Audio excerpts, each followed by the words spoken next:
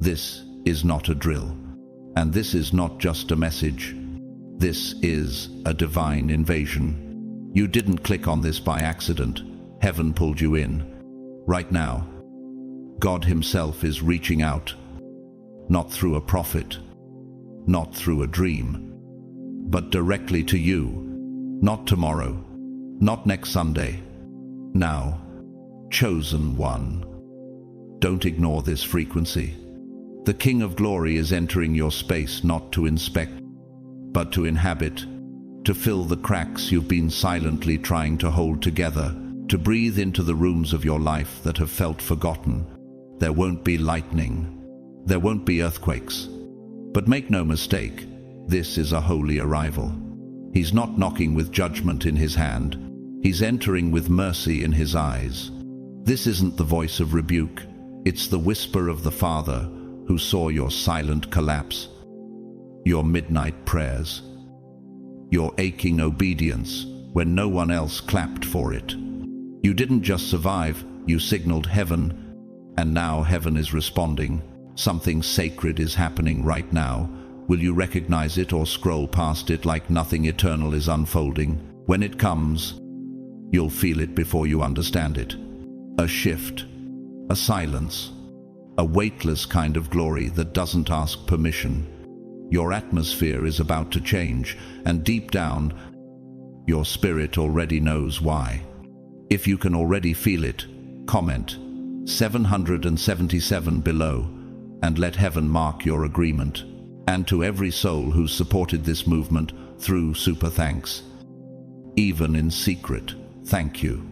You're not just funding content, you're helping deliver confirmation. Now stay right here, because what I'm about to reveal next is why God is doing this now, and what this moment means for the next 7 years of your destiny. God's chosen ones. God is personally reaching out to you. Don't ignore this sign.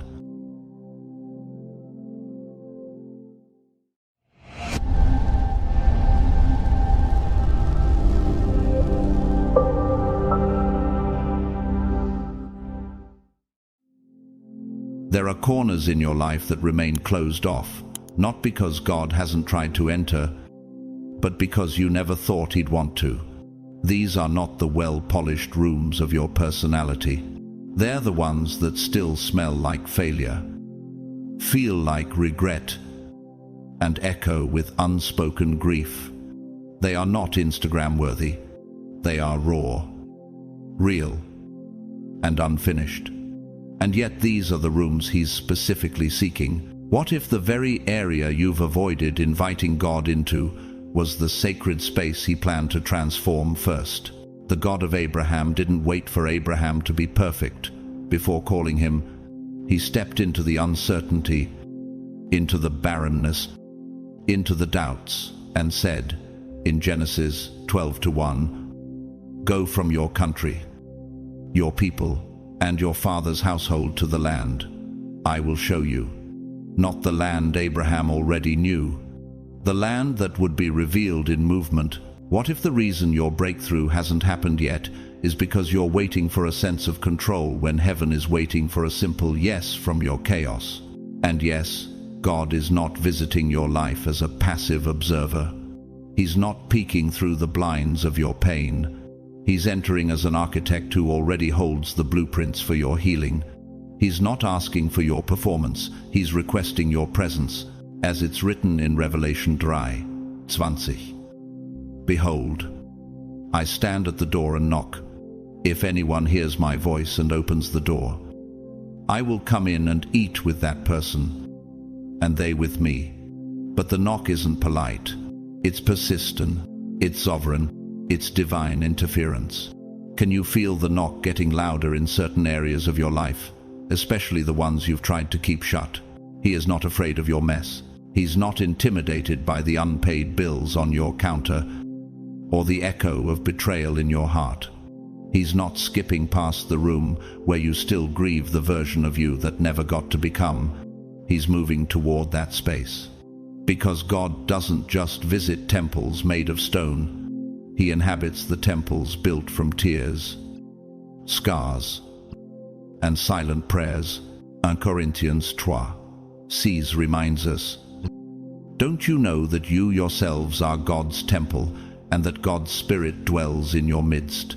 In fact, when God visited Zacchaeus in Luke 19, he didn't choose a synagogue or a palace. He chose the house of a tax collector, a man despised by many, shamed by society, and yet seen by heaven. Jesus said, "Zacchaeus, come down immediately. I must stay at your house today." Why? Because God always chooses the unexpected address. This is not about being ready. This is about being reachable. There's a reason your mind keeps wandering to that specific memory, that forgotten wound, that unanswered question. It's not random. It's spiritual resonance. There's a frequency of healing vibrating around you right now, and you're not imagining the weight of this moment. Could it be that your very restlessness is divine evidence that heaven is already at the threshold? Inspiring figures have admitted to this private struggle. Viola Davis, one of the most acclaimed actresses of our generation, once shared in an interview that she didn't feel truly seen until she stopped hiding her pain and started embracing her truth. Her Emmy-winning performance didn't come from pretending to be strong. It came from owning her scars, just like you. But on the other hand, let's not forget how some choose to lock the door entirely. Bernard Madoff, once hailed as a financial genius, refused to let truth and light enter his internal world. Behind the polished exterior was decades of deception. When the knock of justice came, he ignored it. The consequence? A collapsed empire, a 150-year prison sentence, and a name synonymous with betrayal. What you keep hidden can end up devouring you from the inside out. King David cried out in Psalm 139 to 23:24, "Search me, God, and know my heart. Test me and know my anxious thoughts. See if there is any offensive way in me, and lead me in the way everlasting." This wasn't just poetry, it was a cry for divine access. Could your own transformation begin with the same vulnerable surrender? And now, here is the sacred truth. When God visits a house, he doesn't knock like a guest. He enters like an owner returning to what already belongs to him. He doesn't need an invitation. He is the invitation. Your job isn't to prepare the house. Your job is to open the door. Open the door, not to prove your worth, but to make room for the one who already called you worthy. This is your sign. This is your moment. And if you've been waiting for a reason to rise, this is it. Get up. God is reaching for you now. He doesn't knock timidly. He doesn't linger at the edges of your life, waiting for permission to enter like a polite visitor. No, he steps in like the rightful owner, because he is. He always was. Before you had language for faith, before your spirit knew how to name his presence, you were already his sanctuary. Before you learned to say, "Amen," your breath was already echoing prayers only heaven could interpret. You were his dwelling place, not as theory, but as truth, encoded in your existence. Psalm 90, 1 declares, "Lord, you have been our dwelling place throughout all generations." But what if the inverse is also true? You have been his. What's happening now is not a passing moment. It's a divine residency. He's not coming for a visit. He's coming to inhabit. And when God moves in, everything must submit to his divine order. Like a river reshaping the land it flows through, his presence carves new channels in your soul, not with force, but with frequency, not with panic, but with precision. Peace starts to germinate in soil that once only knew anxiety. Wisdom trickles into spaces once dominated by overthinking, and clarity, like light bending through morning mist, begins to flood every mental hallway, no longer asking for permission to exist. This is the kind of clarity that doesn't arrive with a trumpet, but with a gentle spiritual gravity, like fog lifting from a frozen field. It shifts everything quietly. It doesn't scream, it settles. Isaiah 30:21 says, "Whether you turn to the right or to the left, your ears will hear a voice behind you, saying, 'This is the way, walk in it.'" That voice doesn't raise its volume to compete. It simply waits until your distractions quiet down enough to be heard. But what if the reason you've been feeling so unsettled lately isn't because something is wrong, but because something holy is moving in, like the tectonic plates beneath the ocean, silent, unseen, yet capable of reshaping entire continents? God's arrival within your life may begin subtly. You may not see it at first, but everything above the surface is about to shift. Luke 1:35 speaks of this kind of overshadowing moment. The Holy Spirit will come upon you, and the power of the Most High will overshadow you. This isn't a religious metaphor. This is spiritual geology. Nature understands this process. The alpine marmot, a high-altitude mammal in Europe, knows when winter is near, not by what it sees, but by what it senses. Before the first snowflake falls, it starts preparing its burrow deep in the ground. It trusts the shift in frequency, not the appearance of evidence. Are you willing to move based on divine frequency instead of visible proof? This isn't just about feeling better. It's about becoming reordered. The same God who hovered over the formless deep in Genesis 1 is now hovering over your chaos, ready to create again. Genesis 1:2 tells us, "The earth was formless and empty, and the Spirit of God was hovering over the waters." He is not repelled by your mess. He is attracted to the opportunity to bring order out of it. And this sacred moment has been echoed even in places you wouldn't expect.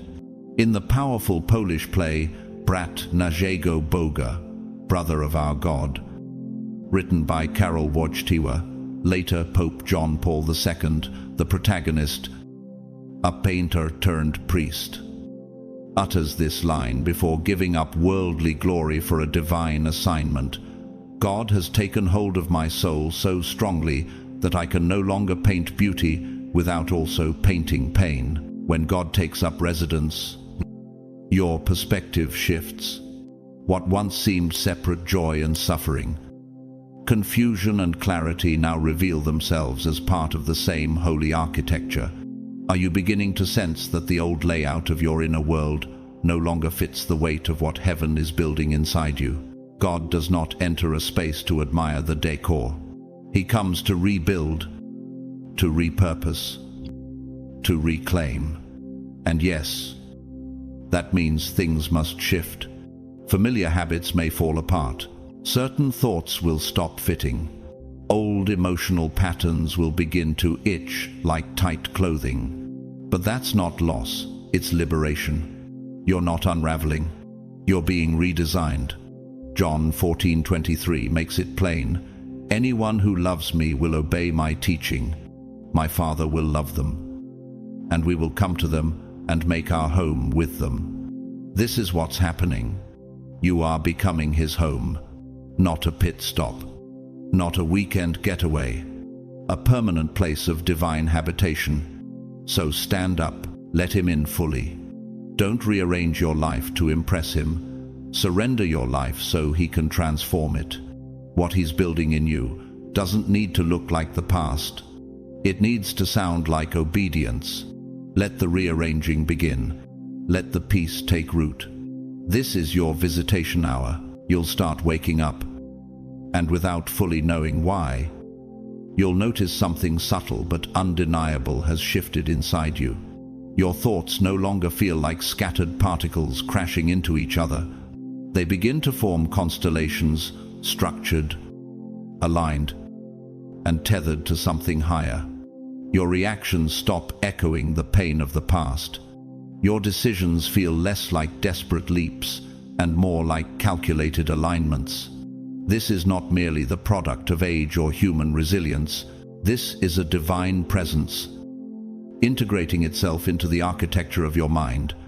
What you're experiencing is what psychology refers to as cognitive recalibration, a rebalancing of internal responses due to a changed perception of control and clarity. But this recalibration isn't psychological alone, it's spiritual. It's the result of heaven whispering stability into your nervous system. The presence of God doesn't just soothe your emotions, it rewires the operating system beneath your awareness. Could it be that what you thought was anxiety was actually your soul resisting an old rhythm God was trying to break?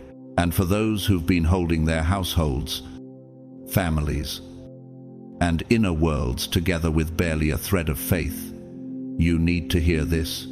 God saw you.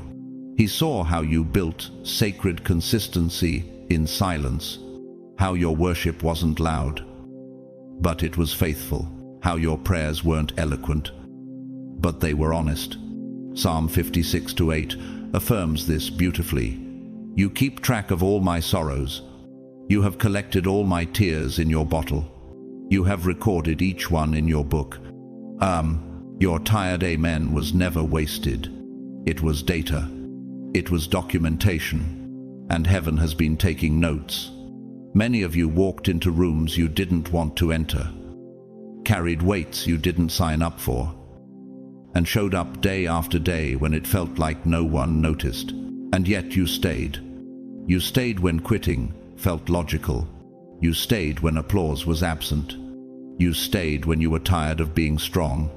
That was not a weakness. That was spiritual endurance. Galatians 6:9 confirms it. Let us not grow weary in doing good, for at the proper time we will reap a harvest if we do not give up. And this type of resilience is invisible to most, but not to God. He saw what you sacrificed behind closed doors. He saw the dignity in your daily obedience. He saw you giving from an emotional bank account that was nearly empty. And what you're starting to feel now, the steadiness, the quiet rise of courage, the lessening of the inner storm is not coincidence. It is the fruit of spiritual resonance, finally catching up to your consistency. If we borrow a term from acoustics, what's happening is called constructive interference, when two sound waves align and amplify each other. Your prayers, obedience, and quiet sacrifices have created waves. Heaven's answer is now colliding with those waves. Not to cancel them, but to amplify them. That's why the air feels different around you. That's why your inner landscape is starting to hum with clarity instead of chaos. Are you beginning to recognize the calm, not as a pause in the battle, but as proof that heaven is fighting with you? In disciplines like quantum physics, there's something called quantum coherence, where particles once chaotic become synchronized when exposed to a unifying field. That's what happens when you stay aligned in private. The chaos begins to submit to a higher rhythm. Isaiah 26:3 says, "You will keep in perfect peace those whose minds are steadfast, because they trust in you." And if you ever doubted whether the quiet strength of your endurance mattered, look to the story of Hannah in 1 Samuel 1. She wept in silence, misunderstood even by the priest, but God heard her, and in due season, her whispered prayers birthed a prophet. Modern-day inspiration can be found in people like Sister Norma Pimentel, a Catholic nun who has quietly led humanitarian efforts for migrants along the U.S. Mexico border. Few know her name. Fewer praise her. But her consistency and compassion has been recognized even by the Pope. Her life proves that you don't need an audience to carry out heaven's assignment. You only need obedience. Can you feel that shift within yourself? That slight lift in your chest when you pray? That surprising calm in moments that used to unnerve you, that's not just you getting better. That's God getting closer. Don't mistake the stillness for stagnation. What you're feeling now is holy momentum, dressed in peace. You are not breaking down, you are breaking through. Rise. Your consistency has unlocked a new spiritual current. Step into it boldly, and now, something holy is unfolding. But it's not wrapped in fanfare. It's not about trophies or accolades. It's not about reward. It's about relationships. This moment is not heaven's payout for your performance. It is heaven's presence as your portion. What you are experiencing right now is not just a breakthrough. It's a visitation, a sacred arrival. God is stepping directly into your present reality, not into your dreams. Not into the version of you you curate for others, but into the undecorated, vulnerable now. Heaven is not rewarding you for being polished. It is responding to the rawness of your trust. You've prayed in the dark, served in silence, and hoped without applause. And now, the God who saw it all is choosing now to manifest himself in the place you least expected. You're here. He's stepping into your hallway, your inbox, your late-night thoughts, your half-surrendered prayers. He's not waiting for you to clean the space or fix the mood. He is showing up because he's chosen to dwell where your realness meets his righteousness. John 1:14 echoes this mystery. The Word became flesh and made his dwelling among us. Not above us, not beyond us, among us, in the ordinary, in the overlooked, in the messy. God doesn't despise the dust. He formed a man from it, and now, once again, he chooses to breathe life where others only see ruin. This isn't sentiment, it's strategy. Because your authenticity is the altar, what happens next is not logical, it's supernatural. When God truly visits, the terrain of your life shifts without warning. Answers begin to arrive before the question is even fully formed. Healing takes root in places you forgot were wounded.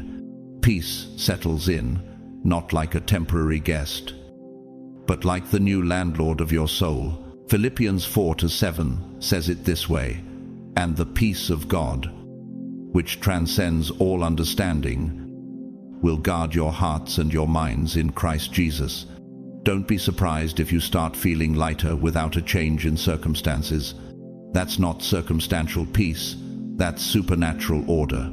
This is what it feels like when the kingdom moves into your nervous system, and when it does, what once triggered you no longer terrifies you. This peace doesn't ask for permission, it doesn't need a spotlight. It whispers from within, steady and undeniable, God is here.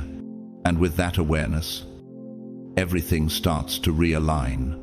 Your relationships shift, your language changes, your silence deepens, not out of fear, but out of reverence. The whisper becomes louder than every lie that ever tried to define you. You won't always notice the shift in loud ways. Sometimes, it's the sudden quietness in a mind that used to race. Other times, it's the strength to walk past something that used to trap you. But make no mistake, God's arrival rewrites the rules of your atmosphere. And once he's entered, nothing remains untouched. Patterns break without warning. Cycles collapse. Addictions dry up without a 12-step explanation. Because when God steps in, even demons know they have to vacate. We've seen this kind of divine visitation play out in real life. Take, for example, Andrew Garfield, the acclaimed actor known for The Amazing Spider-Man, who portrayed a Jesuit priest in Martin Scorsese's film Silence during the intense preparation for the role.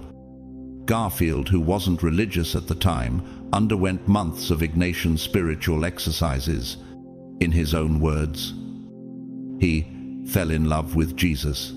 The role didn't just change his career, it altered his soul. He described it as the most profound spiritual experience of my life. That's visitation. God stepped into his creative process. Not through doctrine, but through presence, and everything shifted. He didn't go looking for God. God found him where he was, inside art, inside character, inside longing. And that's how God moves, unexpected, yet undeniable. But as God visits, not everyone responds the same way. In contrast, think of Carlos Leda, one of the lesser-known but key figures behind the Medellin drug cartel in the 1982nd. At the height of his power, Leda could have changed course. He was highly intelligent, persuasive, and had global access. But when divine truth began to knock, he chose ego over surrender. His downfall was brutal, captured, imprisoned, and erased from the cartel's legacy. He vanished from relevance, swallowed by the very empire he helped build. His refusal to recognize God's interruption didn't just cost him influence, it cost him his future. Pride always overestimates itself, and when the visitation comes, pride is often the first thing God evicts. So the question now is this: when God steps into your space, how will you respond?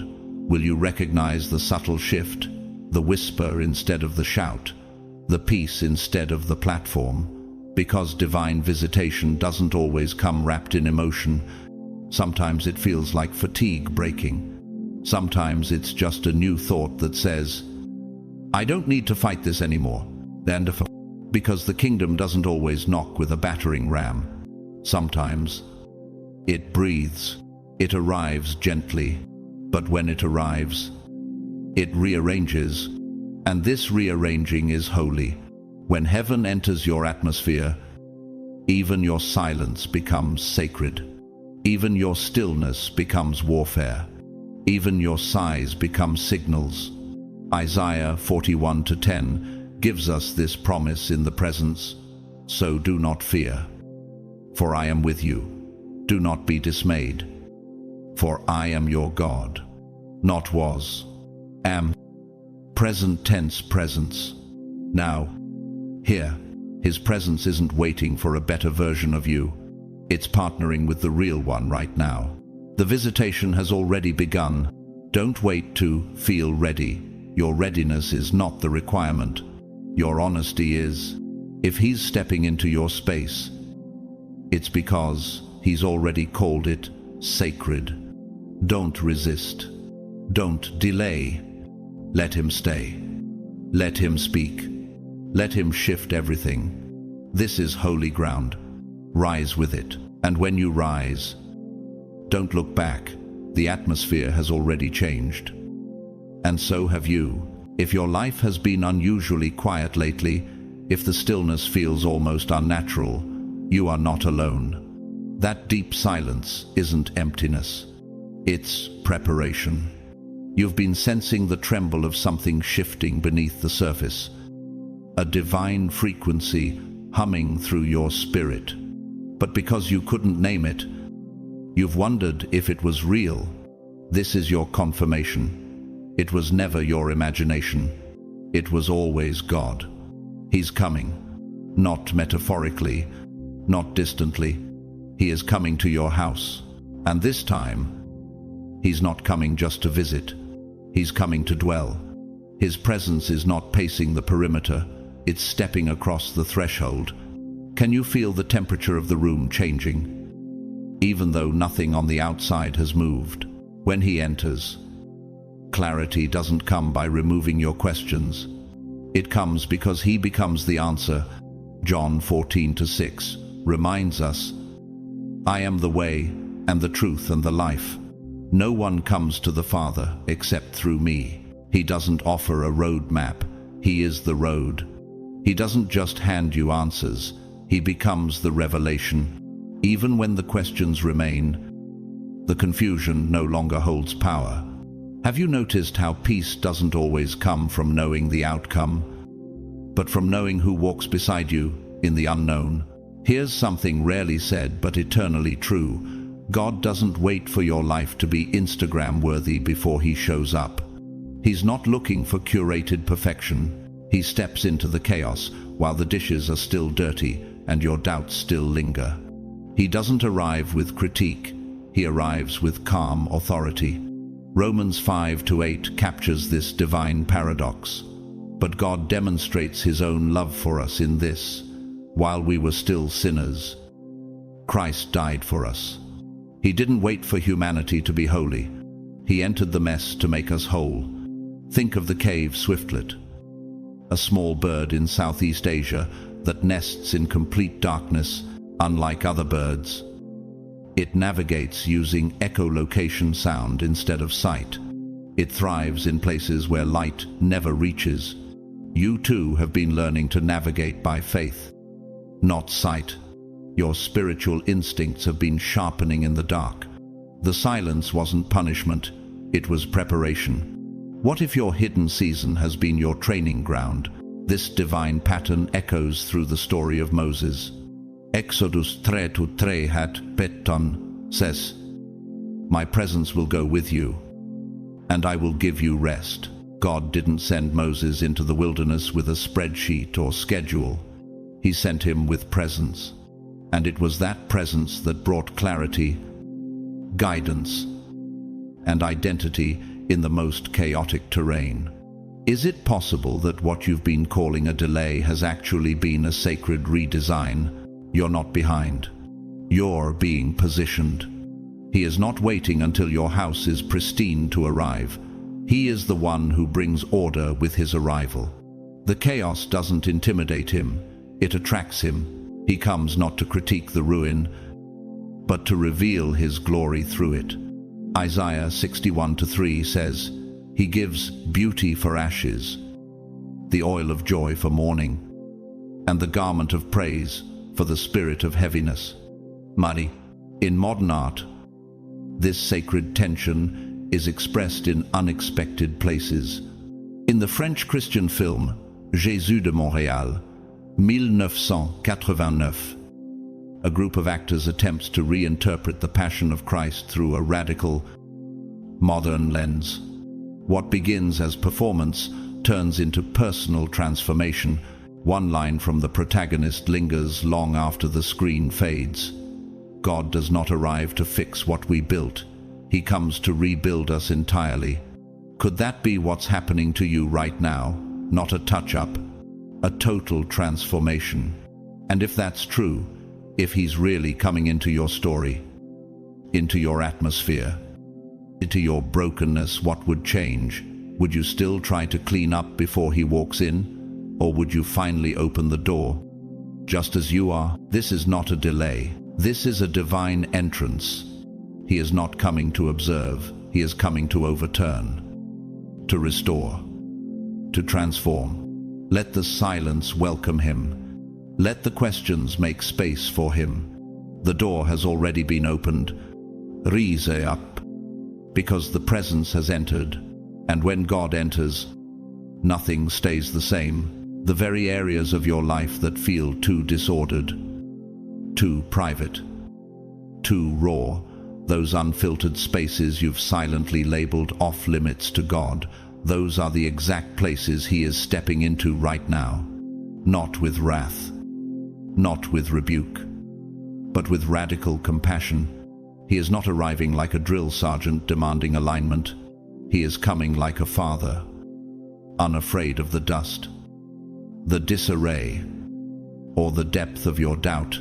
Psalm 34:18 reminds us, "The Lord is close to the broken-hearted and saves those who are crushed in spirit." Could it be that the very place you've been hiding from Him is the place He has always intended to begin the healing? You've spent so long trying to spiritually renovate your heart before letting Him in. You've stalled your prayers, thinking your language wasn't eloquent enough. You've withheld your hope, terrified of another divine silence. But what if the silence wasn't absent? What if it was architectural, a structural pause in the construction of your faith, where God, like a master builder, waits for the foundation to settle before pouring to the next level? Hebrews 3:4 declares, "For every house is built by someone, but God is the builder of everything." And if some of you have been moving through your own life like a guest, apologizing for your emotions, downplaying your gifts, disowning your desires, acting like God only rented you, but never fully moved in. You've been spiritually squatting in a home that was custom built for your authority, but now He's saying, "Open the door. I'm not here to inspect. I'm here to inhabit." Then, how long will you keep treating your own anointing like a visitor's pass? Let's step back for a moment and look at this spiritually through a psychological lens. In attachment theory, there is a concept called earned, secure attachment, where someone who didn't grow up with safety or consistency can still, through trust and consistent love, learn to feel secure. This is what God is doing with you. You weren't handed perfect circumstances, but you're being offered perfect love. 1 John 4:18 says, "There is no fear in love, but perfect love drives out fear." You are not being asked to earn your worth. You are being asked to accept your inheritance.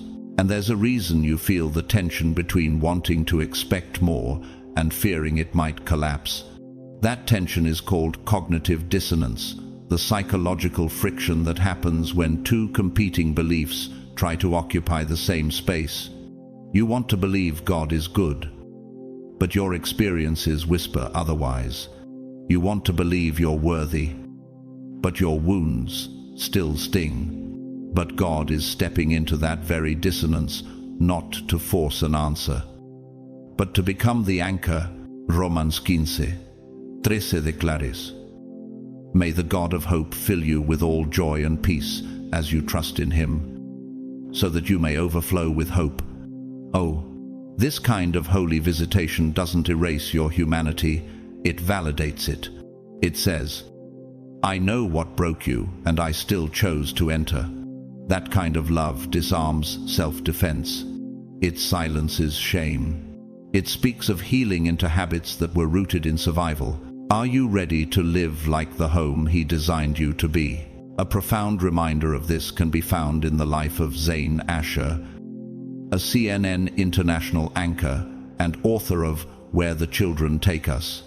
Before she became one of the world's most recognized journalists, she was raised by a widowed Nigerian mother in South London, often hiding behind uncertainty and loss. But as she shared in her TED Talk, her mother's fierce love gave her permission to stop apologizing for her voice.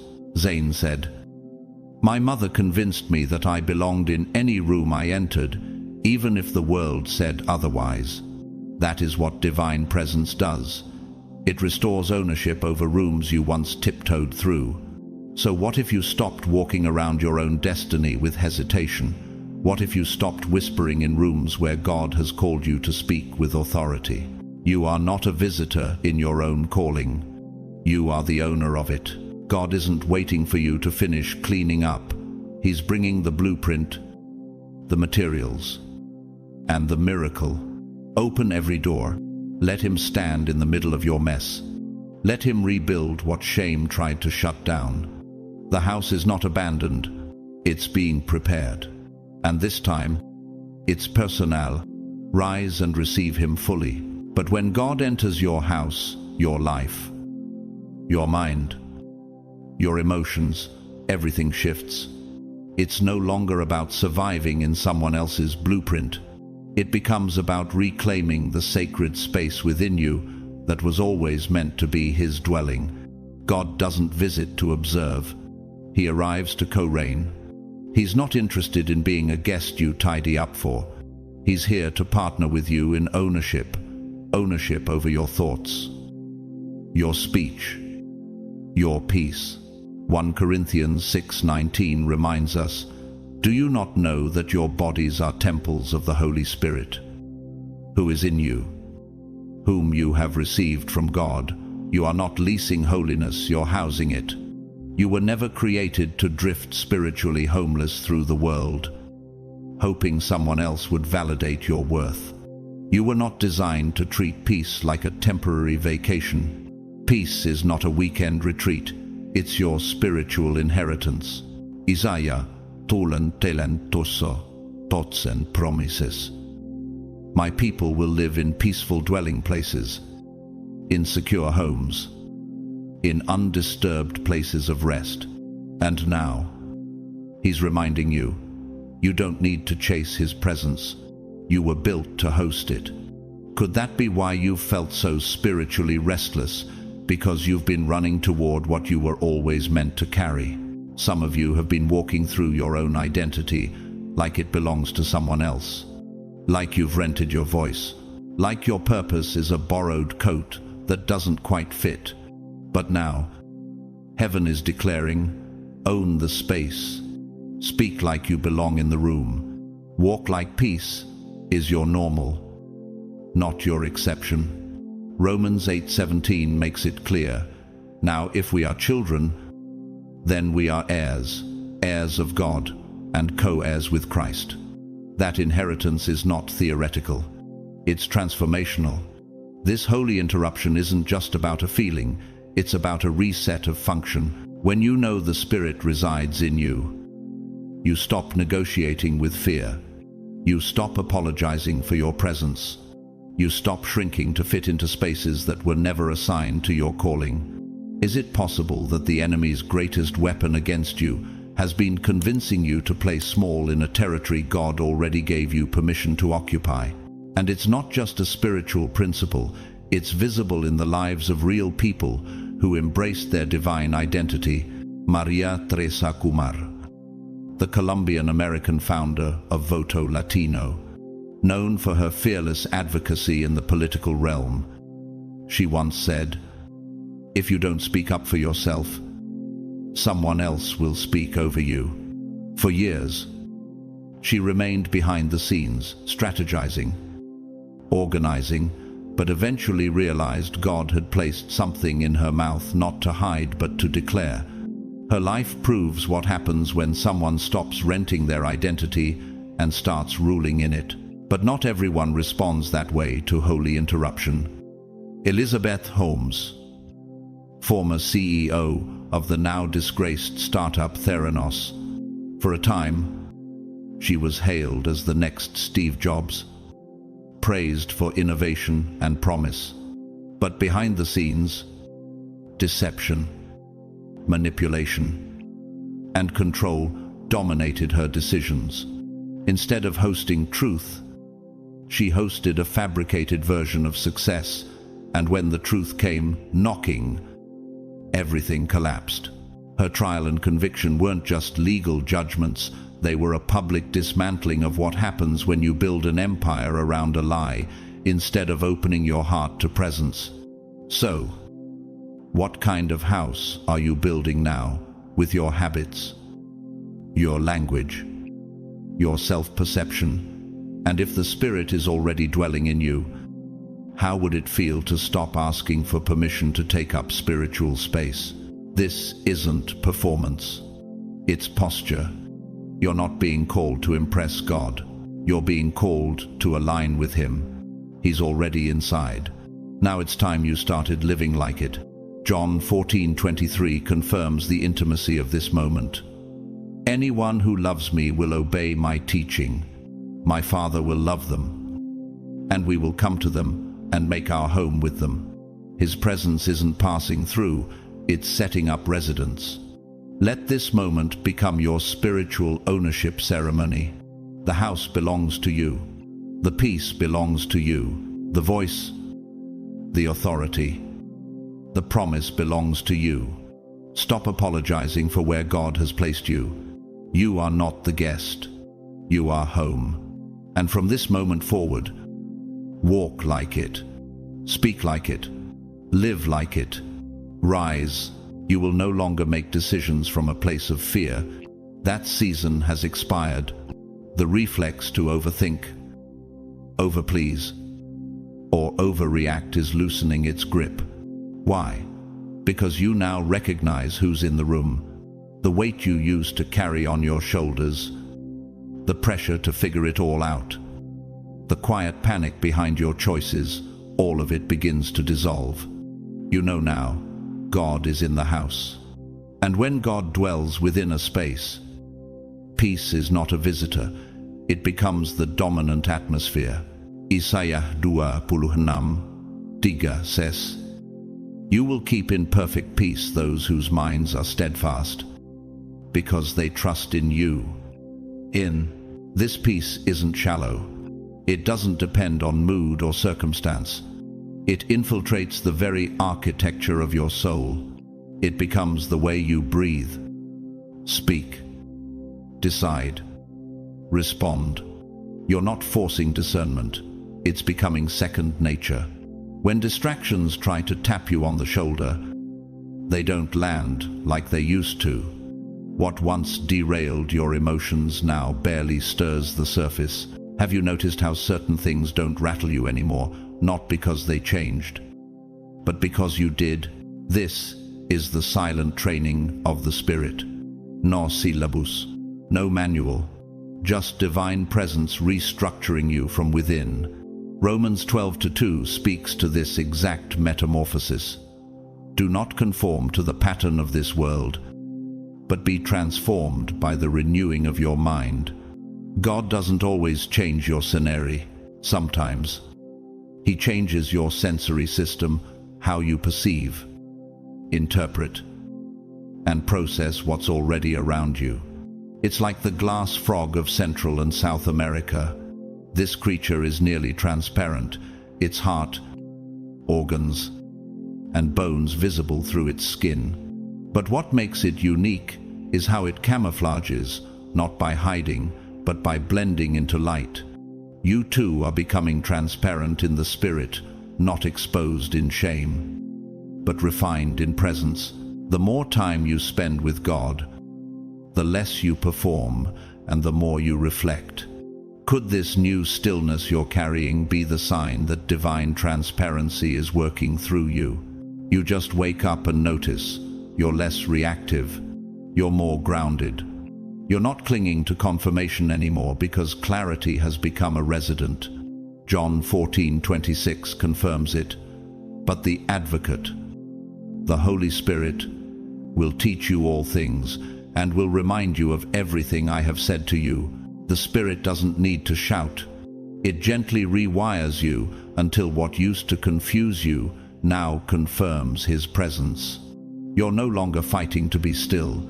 You're flowing with it. That's how you know God is not just visiting. He's settled in. He's moved into the places you used to fill with noise. And now, silence feels safe. This kind of inner shift was powerfully depicted in the Hungarian film The Fifth Seal, 1976, where a group of men during WWI are forced to confront their true moral compass when left in quiet reflection. One of them says, "I would rather be the man who suffers than the one who causes suffering, even if the world misunderstands that choice."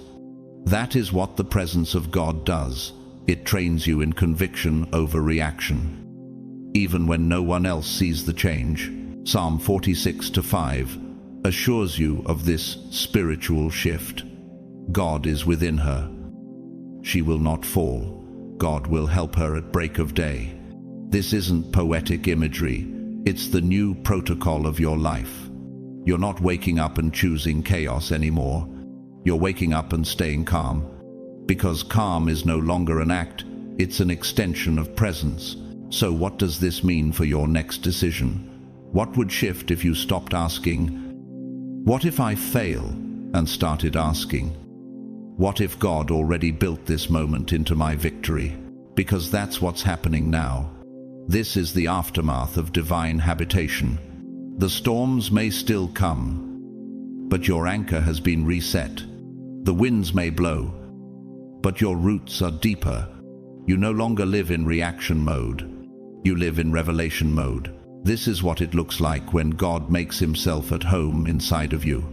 Decisions no longer driven by fear. Emotions are no longer hijacked by instability. You are no longer a sponge for the chaos around you. You are now a sanctuary for peace. Speak from that place. Move from that place. Rise from that place. Let it be known God lives here now. Suddenly, you're not straining to reach the next level. You're not performing to be promoted. You're simply walking through a door that's already been supernaturally unlocked. The pressure to earn what's already been written in your spiritual blueprint begins to dissolve. That's not entitlement, it's alignment. You're not wrestling for God's attention. You're moving in rhythm with his already established intention. Ephesians 2:10 affirms this shift. For we are God's handiwork, created in Christ Jesus to do good works, which God prepared in advance for us to do. Could it be that the breakthrough you've been chasing was actually waiting for you to stop chasing? Suddenly, your prayers don't come from a place of panic. They emerge from partnership, a sacred communion that no longer sounds like begging, but breathes like collaboration. It's not God, fix this, but God, let's walk this. And with that shift, urgency gives way to intimacy. You're not trying to control the outcome. You're synchronizing with the one who authored it. This is the transition from praying for rescue to praying from rain, because you've recognized that heaven isn't distant. It's indwelling. And yes, I know the question that may still be echoing inside you, but how will I know when this actually happens? How will I discern the difference between emotional hype and holy habitation? The answer is this. Your internal world will register the shift before your external world ever catches up. Luke 17:21 speaks this truth. The kingdom of God is within you. It won't come with headlines. It will come with holy gravity. Your shoulders may still carry responsibility, but they'll no longer carry dread. You'll stop walking like you're waiting for permission and start walking like the space you're in was already prepared for you. You'll begin to notice a deeper stillness inside, not the silence of suppression, but the stillness of divine assurance. You'll feel less like you're waiting for a breakthrough and more like you're walking inside of one. That's because you are. What used to feel distant now feels accessible. What used to feel locked now swings open. Not because you forced it, but because your frequency began to resonate with divine timing. This is what it feels like to walk in what scientists call quantum coherence, when your internal vibrations harmonize with an external field. Except in this case, it's not just physics, it's the field of God's presence. And just like a tuning fork responds to a matching note, your soul will begin to hum in spiritual resonance. This isn't magic, it's divine physics. You've been recalibrated. Romans 8:16 confirms it. The Spirit himself testifies with our spirit that we are God's children. You no longer try to manipulate outcomes because peace has become your compass. Even when circumstances are delayed, you are no longer delayed in your identity. You're moving in divine time, not man-made pressure. A real-world picture of this kind of transition can be seen in Sister Angelique Namaika, a Congolese nun who quietly transformed the lives of displaced women and children during the civil war in the Democratic Republic of Congo, operating in a zone of trauma. She didn't force change through visibility or titles. She moved with divine rhythm, her spirit aligned with a higher purpose. In 2013, she received the UNHCR Nansen Refugee Award for her impact. When asked how she sustained hope, she simply said, "I pray, and I walk." Lord, that's what divine alignment looks like. No striving, just steady movement through open doors. And yet, the question remains, Are you still praying as though you're stuck outside a door that's already unlocked? The truth is, this isn't about pretending you've arrived. It's about finally realizing you've been welcomed in. You're no longer standing at the edge of your future. You're already inside it. It just doesn't feel dramatic, because the presence came in quietly but permanently. The urgency is lifting, the pressure is dissolving, and the striving is breaking. Because you're not working for proximity, you're walking in partnership. You've stopped reacting. You've started reigning. Now, rise. Move like someone heaven trusts. Speak like someone already inside the answer. And carry yourself like someone who's no longer chasing destiny, but living in the middle of it. And for some of you reading this right now, this visitation isn't just comfort. It's a divine setup. It's not the kind of visitation that ends with you feeling better for a day. It's the kind that rewires the foundation of your next assignment. God is not coming merely to soothe your wounds. He's coming to position your spirit, to recalibrate your thoughts, to shift your reactions. Why?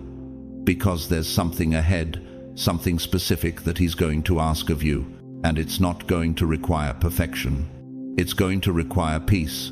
And so, without your permission, but with your alignment, He's been rearranging the atmosphere around you. The tone of your internal world has changed.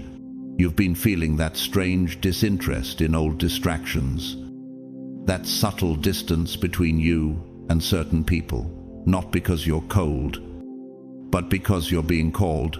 1 Peter 5:10 confirms this transition. And the God of all grace will Himself restore you and make you strong, firm and steadfast. Is it possible that what you've interpreted as disconnection has actually been divine redirection? There is a holy shift happening, and it's not loud, but it is undeniable. You're not imagining it. Your favorite entertainment no longer excites you like it used to. The conversations that once held your attention now drain your energy. Why? Because your spiritual palette is changing. You are being internally rewired to match what God is about to entrust to you. And when that moment arrives, when God nudges you to speak, move, build, lead, or leave, you will not hesitate. Not because you rehearsed it, but because the one who lives inside of you has already rehearsed it in you. John 14:17 speaks of this powerful reality. He lives with you and will be in you. This is not about sudden confidence. It's about sustained clarity that comes from continual communion. This same kind of spiritual preparation has marked the lives of many who were divinely positioned in obscurity before rising into impact. Take Alok Vaid-Menon, a gender non-conforming writer and performance artist who speaks globally on issues of identity, healing, and truth-telling. They once said, "We are not what we pretend to be to survive. We are what we do, in love, to live."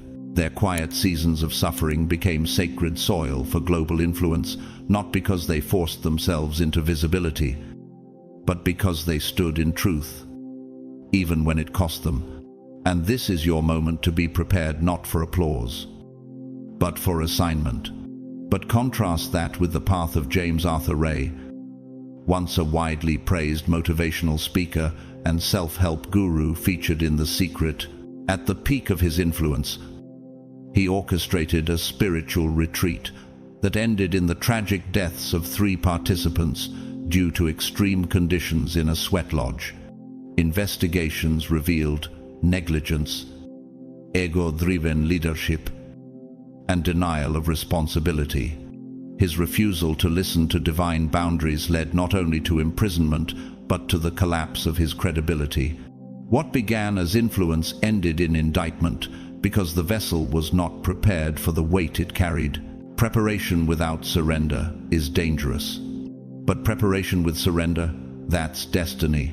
So now, pause and ask, why have things been feeling unfamiliar lately? Why are you seeing old patterns dissolve and new clarity emerge? Even in the quiet, why does your body sense a readiness your mind hasn't caught up to yet? It's because you're not just being visited, you're being prepared. And not just for anything, for something precise, for something heaven custom built you to carry. 2 Timothy 2:21 declares, "Those who cleanse themselves will be instruments for special purposes, made holy, useful to the master, and prepared to do any good work." That's why your pace feels slower, but your discernment is sharper. That's why you're no longer trying to force open doors, because now your spirit recognizes that your next assignment won't require striving, it will respond to stillness. This is not a random interruption, it's a sacred instruction.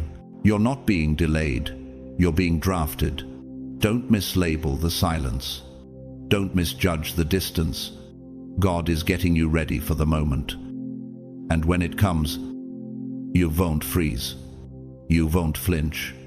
You'll step into it, knowing the presence didn't just visit you, was shaped by it. This is the setup. Rise in it. Walk in it. Be ready. It won't be with lightning crashing or miracles written in the sky. It will come quietly, but with authority. There won't be a dramatic entrance or audible trumpet, but your soul will know He's here, because that's what God's presence does. It doesn't need theatrics to be powerful. It just enters and redefines the space. Exodus 33:14 captures this simplicity and weight. "My presence will go with you, and I will give you rest." Could the peace you've been craving actually be the sign that heaven has already walked in? Let this moment be more than inspiration. Let it be confirmation. That strange unease you've been carrying, the internal flutter you couldn't name, it wasn't confusing. It was anticipation. A divine quiver in your spirit, signaling that God was drawing near. That tug at the edge of your thoughts, that subtle redirection of your focus. It was the door creaking open. Revelation 3:20 reminds us, "Behold, I stand at the door and knock," but this time, it's not a knock. It's the door moving. And the Spirit isn't waiting for perfect silence. It's responding to surrendered stillness. This message isn't just a gentle reminder, it's a notification in the Spirit, not metaphorical, not poetic, real, timed, strategic. God is at the door now. He is not waiting for the perfect mood, the perfect worship playlist, or a Sunday altar call. He's ready to step into your shoes today. Are you beginning to realize that what you called restlessness was actually reverence preparing the space? He's not asking for permission, because this time, the invitation was already issued in your surrender. And when He enters, your life won't return to what it was. Not because your environment changes overnight, but because you do. 2 Corinthians 5:17 assures us, "If anyone is in Christ, they are a new creation. The old has gone. The new is here." And here's the mystery. Once God visits a place, He leaves residue, evidence, frequency, imprint. You might not be able to explain what shifted, but everyone around you will sense it. The atmosphere around your life will change because the architecture inside you has been restructured. You'll speak with more stillness, walk with more authority. You'll cry less from despair and more from reverence. Have you ever noticed how certain trees, after surviving wildfires, grow back with new rings that are wider than before? It's as if the fire made room for new strength. That's what this visitation does.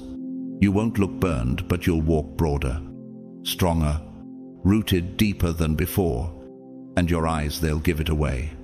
Not with wildfire, but with quiet light. Because once you've seen God at the threshold of your soul, you can't unsee it. Acts 4:13 tells us that even the critics of Peter and John were astonished. They took note that these men had been with Jesus. What would it mean for the people around you to notice the encounter without you having to explain it? A powerful portrayal of this holy subtlety is seen in the Portuguese film O Homem que Caminha, The Man Who Walks, a deeply symbolic Christian allegory about a mysterious man who walks through a war-torn city, never speaking, never fighting, only radiating peace. By the film's end, his mere presence had shifted an entire community. In one scene, an old woman whispers, "I don't know who he is. But when he passed, I remembered who I was." That's what the presence of God does. It restores clarity to everyone in its radius. And now, you are becoming that kind of vessel. Not loud, not boastful, but undeniably different. Your testimony will be your posture. Your light won't need permission to shine. It will simply shine. So here's the question. What if your current silence isn't emptiness, but the prelude to transformation? God is at the threshold of your soul. This is not a motivational moment. It is a divine moment. The shift has already begun. You won't have to explain it. You'll embody it. Don't shrink back. Don't wait to feel ready.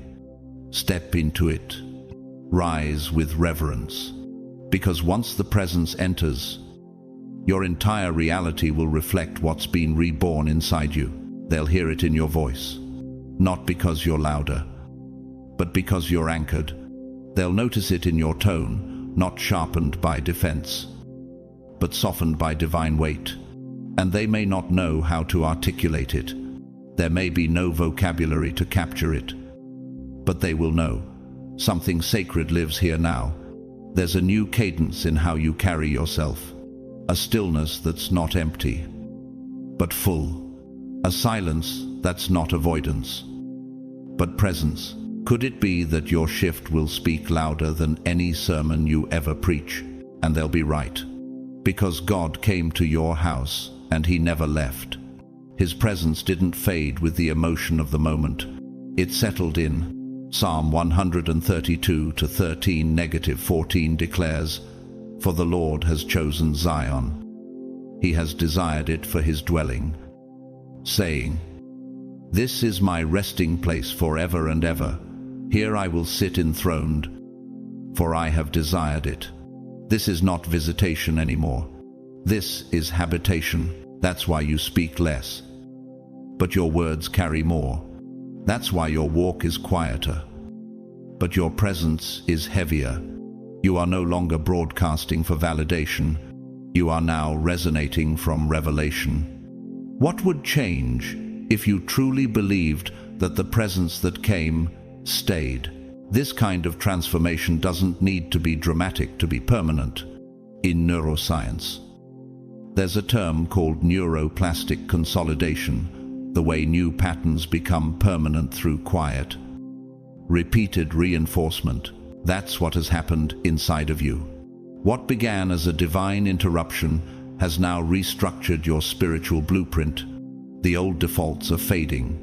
A new foundation is settling, and that shift is visible. Even if it's never named, you've become a living frequency of what Isaiah 60:1 speaks over you. Arise, shine, for your light has come, and the glory of the Lord rises upon you. I'm in this new version of you. Stillness is no longer the absence of movement. It's the architecture of heaven being made manifest. It's the same kind of stillness you'd find in the center of a cathedral dome, the exact point where everything meets and sound resonates in perfect balance. That's where you are now centered in sacred echo. And this sacred echo has been heard before in lives that seemed ordinary until they weren't. One powerful example is Sister Wendy Beckett, a British nun and art historian who, after years of solitude, unexpectedly rose to international fame through BBC documentaries on art and beauty. She once said, "All great art is a glimpse of God, even when he is not named. He is there." The same is now true of you. even when his name isn't mentioned. He will be sensed through your stillness. So, as you step back into your daily rhythm, your responsibilities, your relationships, your routines, don't try to prove the encounter. Live it. And let others feel the residue. Let them sense the shift. Could it be that the silence you carry now speaks louder than the striving you used to wear? Let them wonder what changed, and let your stillness answer without needing to explain. Thank you for taking this journey with me. But this is not the end. This is your reintroduction. God didn't just visit you, He claimed you. He didn't just show up for a moment, He stayed. Now rise, not in noise, but in knowing. Carry the stillness. Let it speak louder than your history. Let your new atmosphere declare what your old story could never contain. God lives here now. You didn't miss it. You thought you did. But heaven never closed the door. It simply held it open until your soul was strong enough to walk through it. The delay wasn't punishment. It was preparation. You assumed the silence meant disqualification, but it was really God building you in the dark. That pause you misinterpreted as failure was actually divine protection pulling you into a secret curriculum. Heaven never forgot the assignment over your life. Heaven was waiting until you stopped forgetting who you were. Isaiah 60:22 speaks directly to this principle. When the time is right, I, the Lord, will make it happen. End of. And here's a question worth sitting with. What if the thing you thought was over is only just now beginning because you're finally ready to carry it with weight? The truth is, God does not move by public schedules. He moves by prophetic alignment. While the world wants instant arrival, God waits for internal integrity. That's why some doors didn't open when you begged. That's why some opportunities ghosted you, because they would have celebrated your gift while crushing your character. And now, because you stayed the course, something sacred is happening. Heaven is reopening. What the enemy tried to convince you was lost. This is not about returning to what was. This is about walking into what's been reserved. Galatians 6-9 encourages us in these very moments. Let us not become weary in doing good, for at the proper time we will reap a harvest if we do not give up. And what if God wasn't saying no? He was saying, not yet, because I want you whole when it comes. There's a reason your discernment has sharpened, a reason you've lost interest in the superficial, a reason your spirit has started sensing the shift before your eyes can see it. That's not emotional fatigue. That's spiritual readiness. It's the quiet sign that heaven is about to release what it delayed, not because you were behind, but because you've now become trustworthy with it. History has seen this principle many times. Ava DuVernay, acclaimed film director and cultural visionary. She didn't direct her first feature film until age 32 and didn't break into Hollywood's mainstream until well into her 42nd. When asked if she ever felt like she was late, she said, "I wasn't late. I just had to become the woman who could carry it." That is divine delay, not denial. Now she's not just creating films, she's shaping global narratives. And now you've been becoming the person who can carry the thing you once weren't ready to hold. But let's not ignore the warning. Some choose impatience over preparation, and it costs them. Billy McFarland, the founder of the infamous Fire Festival, armed with ambition and hype, but lacking inner maturity. He launched what he promised would be the most elite music event in history. What followed was chaos, fraud, and imprisonment. Why? Because he forced what hadn't been formed. And when you force divine timing, you don't just miss the moment, you destroy the witness. The lesson? What's delayed by God is always safer than what's rushed by ego. So now the question becomes this: What if your "not yet" has been heaven's strategy all along? What if your detour was really a cocoon, your setback a shaping chamber? Romans 8:28 reminds us, "And we know that in all things God works for the good of those who love him." That includes the silence. That includes the pauses. That includes the moments you thought disqualified you. You haven't been disqualified. You've been refined. The moment wasn't missed. It was held, protected, hidden in the folds of time until your soul could support its weight. And now that you're ready, the shift won't come with noise. It will come with certainty. Don't mourn what didn't happen when you thought it should. Praise God that it's about to happen now when you're finally built to receive it. Rise. Re-enter. This time, walk through the door like it's already yours, because it is. You've been praying for God to come closer. You've asked him to show you his will, to speak to your heart, to surround you with his presence. And he's doing exactly that.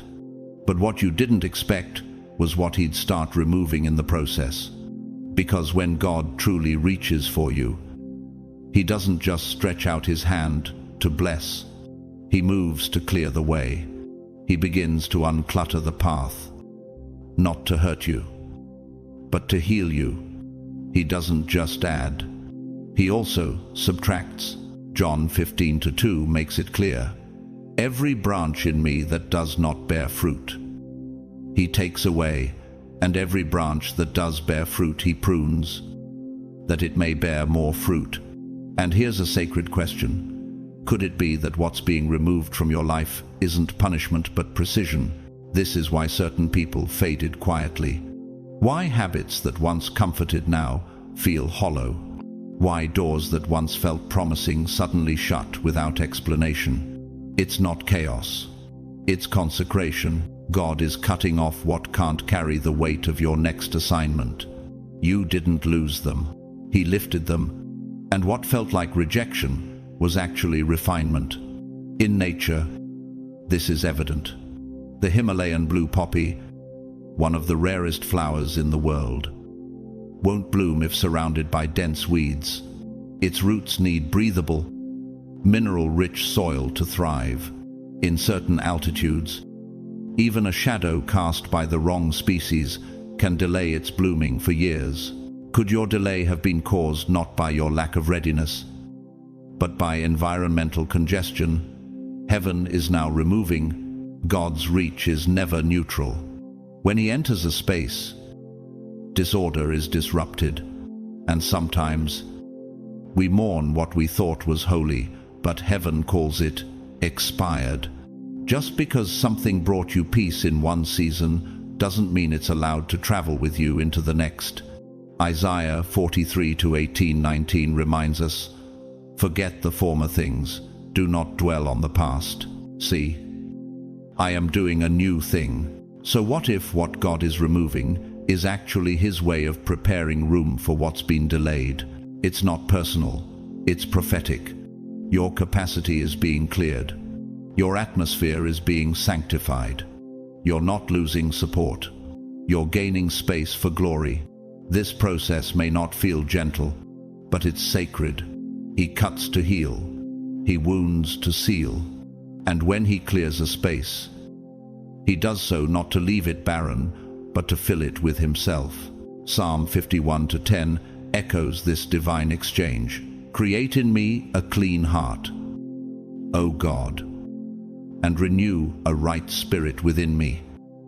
Oh, this kind of divine editing is captured beautifully in the 2014 Polish Christian film Miłość, Love, by Sławomir Fabicki. In one quiet scene, the priest says to a grieving widow, "God does not destroy to destroy. He removes what blinds us so that we may finally see." That's what this season is doing. It's not stripping you, it's sharpening your sight. And now, perhaps for the first time, you can feel the air clearing. Your soul isn't overwhelmed, just exposed. And that's not a bad thing. That's the breath before the breakthrough. What if the silence isn't emptiness but room being made for something sacred? What if the losses weren't punishments but heaven removing noise so you could finally hear? God doesn't just want to visit a crowded soul. He wants to dwell in a cleared one, and sometimes that means he must sweep out the idols we didn't know we built, the expectations we sanctified, the attachments we spiritualized. Hebrews 12:27 offers a final revelation, the removal of what can be shaken, that is, created things, so that what cannot be shaken may remain. Oh, what's left after the storm is holy. What survives the shaking is sovereign. Don't panic over what's leaving. Praise him for what's being cleared. This isn't abandonment, it's alignment. The pruning was never about punishment. It was about power. God isn't just getting closer. He's getting everything out of the way so you can finally walk in what he's always been ready to give. The delay is done. The debris is gone. The clearing has begun. Rise, there's space now, and it was made for him. And now, beloved, we've come to the end of this message, but for many of you, it's the beginning of something divine. This wasn't just another word to consume. It was an invitation to respond. God has been reaching out to you, not when you're perfect, but while you're still processing. He has stepped into your space, not to judge, but to dwell. And every shift, every silence, every strange removal you've experienced lately, it was him. It was heaven clearing the path to enter more deeply into your life. You're not just being called, you're being cleared. You're not just being inspired, you're being prepared. So, if this message resonated with your soul, if you felt like God was speaking directly to your situation, then let's not let this moment fade away. Like this video to signal to the algorithm that messages from heaven still matter. Comment 777 below if you're saying yes to his presence. Let us know you're ready to host God, not just hope for him. And share this with someone whose soul is yearning for confirmation. If you've already subscribed, thank you. You are part of a global remnant that's not just watching, but waking up. And to all of you who have supported through Super, thanks. Your generosity fuels the light we spread. But even if all you could give today was your time and attention, please know that matters deeply. You are seen, you are loved, and you are covered. So now I bless you. May your house be filled with holy stillness. May your nights be filled with divine peace. May your voice carry authority. May your steps be ordered. And may the God who entered your atmosphere never feel like a guest again. Until next time, stay aligned, stay awake, and stay anchored. Heaven didn't just knock, it moved in. Now rise, because you were made for this.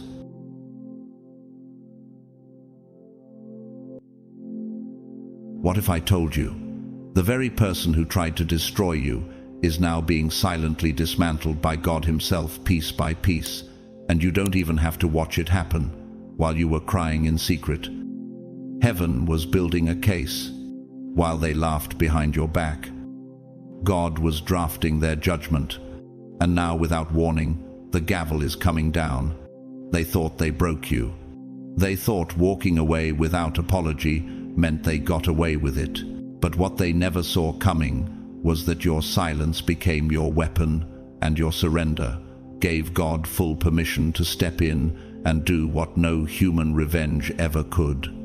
This isn't vengeance, it's divine justice, executed with precision. If your spirit is already shaking because you know this word is for you, type 777 the comments as a bold prophetic sign that you're letting heaven handle it. And to every chosen one who's been pouring back into this space through Super, thanks. I see you, I honor you, and I thank you. Your support is building a prophetic altar of truth, healing, and supernatural clarity. Now listen closely, because what God is doing to the one who hurt you isn't petty, it's prophetic punishment. And in just a moment, I'll reveal exactly how this divine turnaround is already unfolding behind the veil. He's not ignoring what happened to you, he's making it echo. Are you ready to see what happens when God fights back? God's chosen one. You don't need revenge. God is already doing this to the one who hurt you.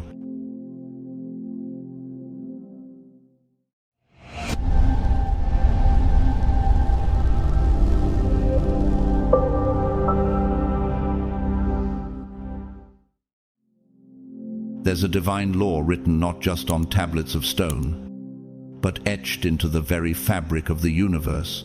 What you sow, you will surely reap. And chosen one, the reaping has begun. Those who harmed you didn't just offend your name, they collided with a system of justice designed by heaven itself. It may have looked like they got away with it. It may have felt like silence echoed louder than vindication. But beneath that silence, the court of heaven has already issued a verdict. Their actions sent frequencies into the spiritual realm.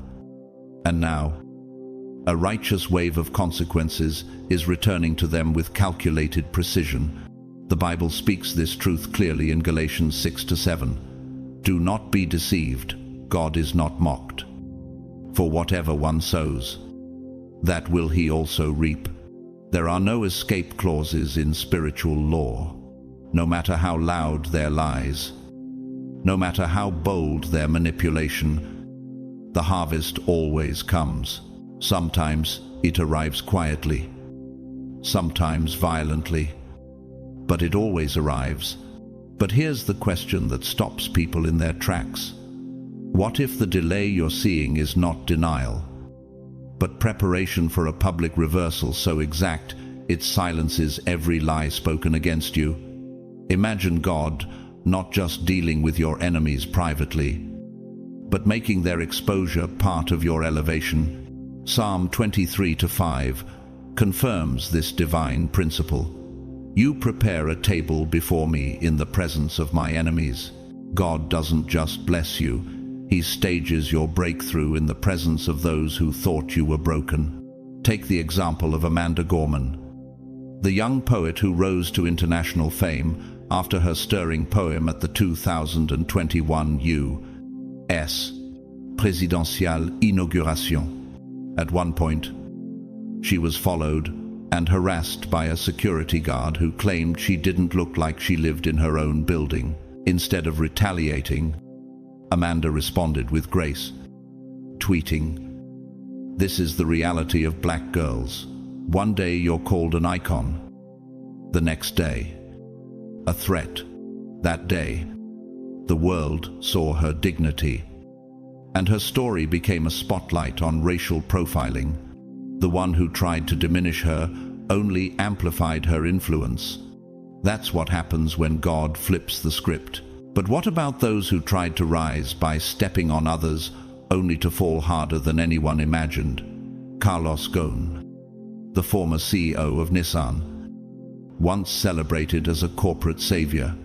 He was hailed for transforming failing companies into profit machines. But behind the scenes, he allegedly manipulated financial reports, dodged taxes, and orchestrated deception at the highest levels. His fall was cinematic: arrested in Japan, smuggled out in a musical instrument case, now living in exile and disgrace. The higher he climbed without integrity, the harder he fell under judgment. Even empires collapse when their foundation is deceit. God is not mocked, and his justice is never late. It's layered. Romans 12:19 echoes this with a thunderous truth. Beloved, never avenge yourselves, but leave it to the wrath of God. For it is written, "Vengeance is mine, I will repay," says the Lord. You don't need revenge when you walk in alignment.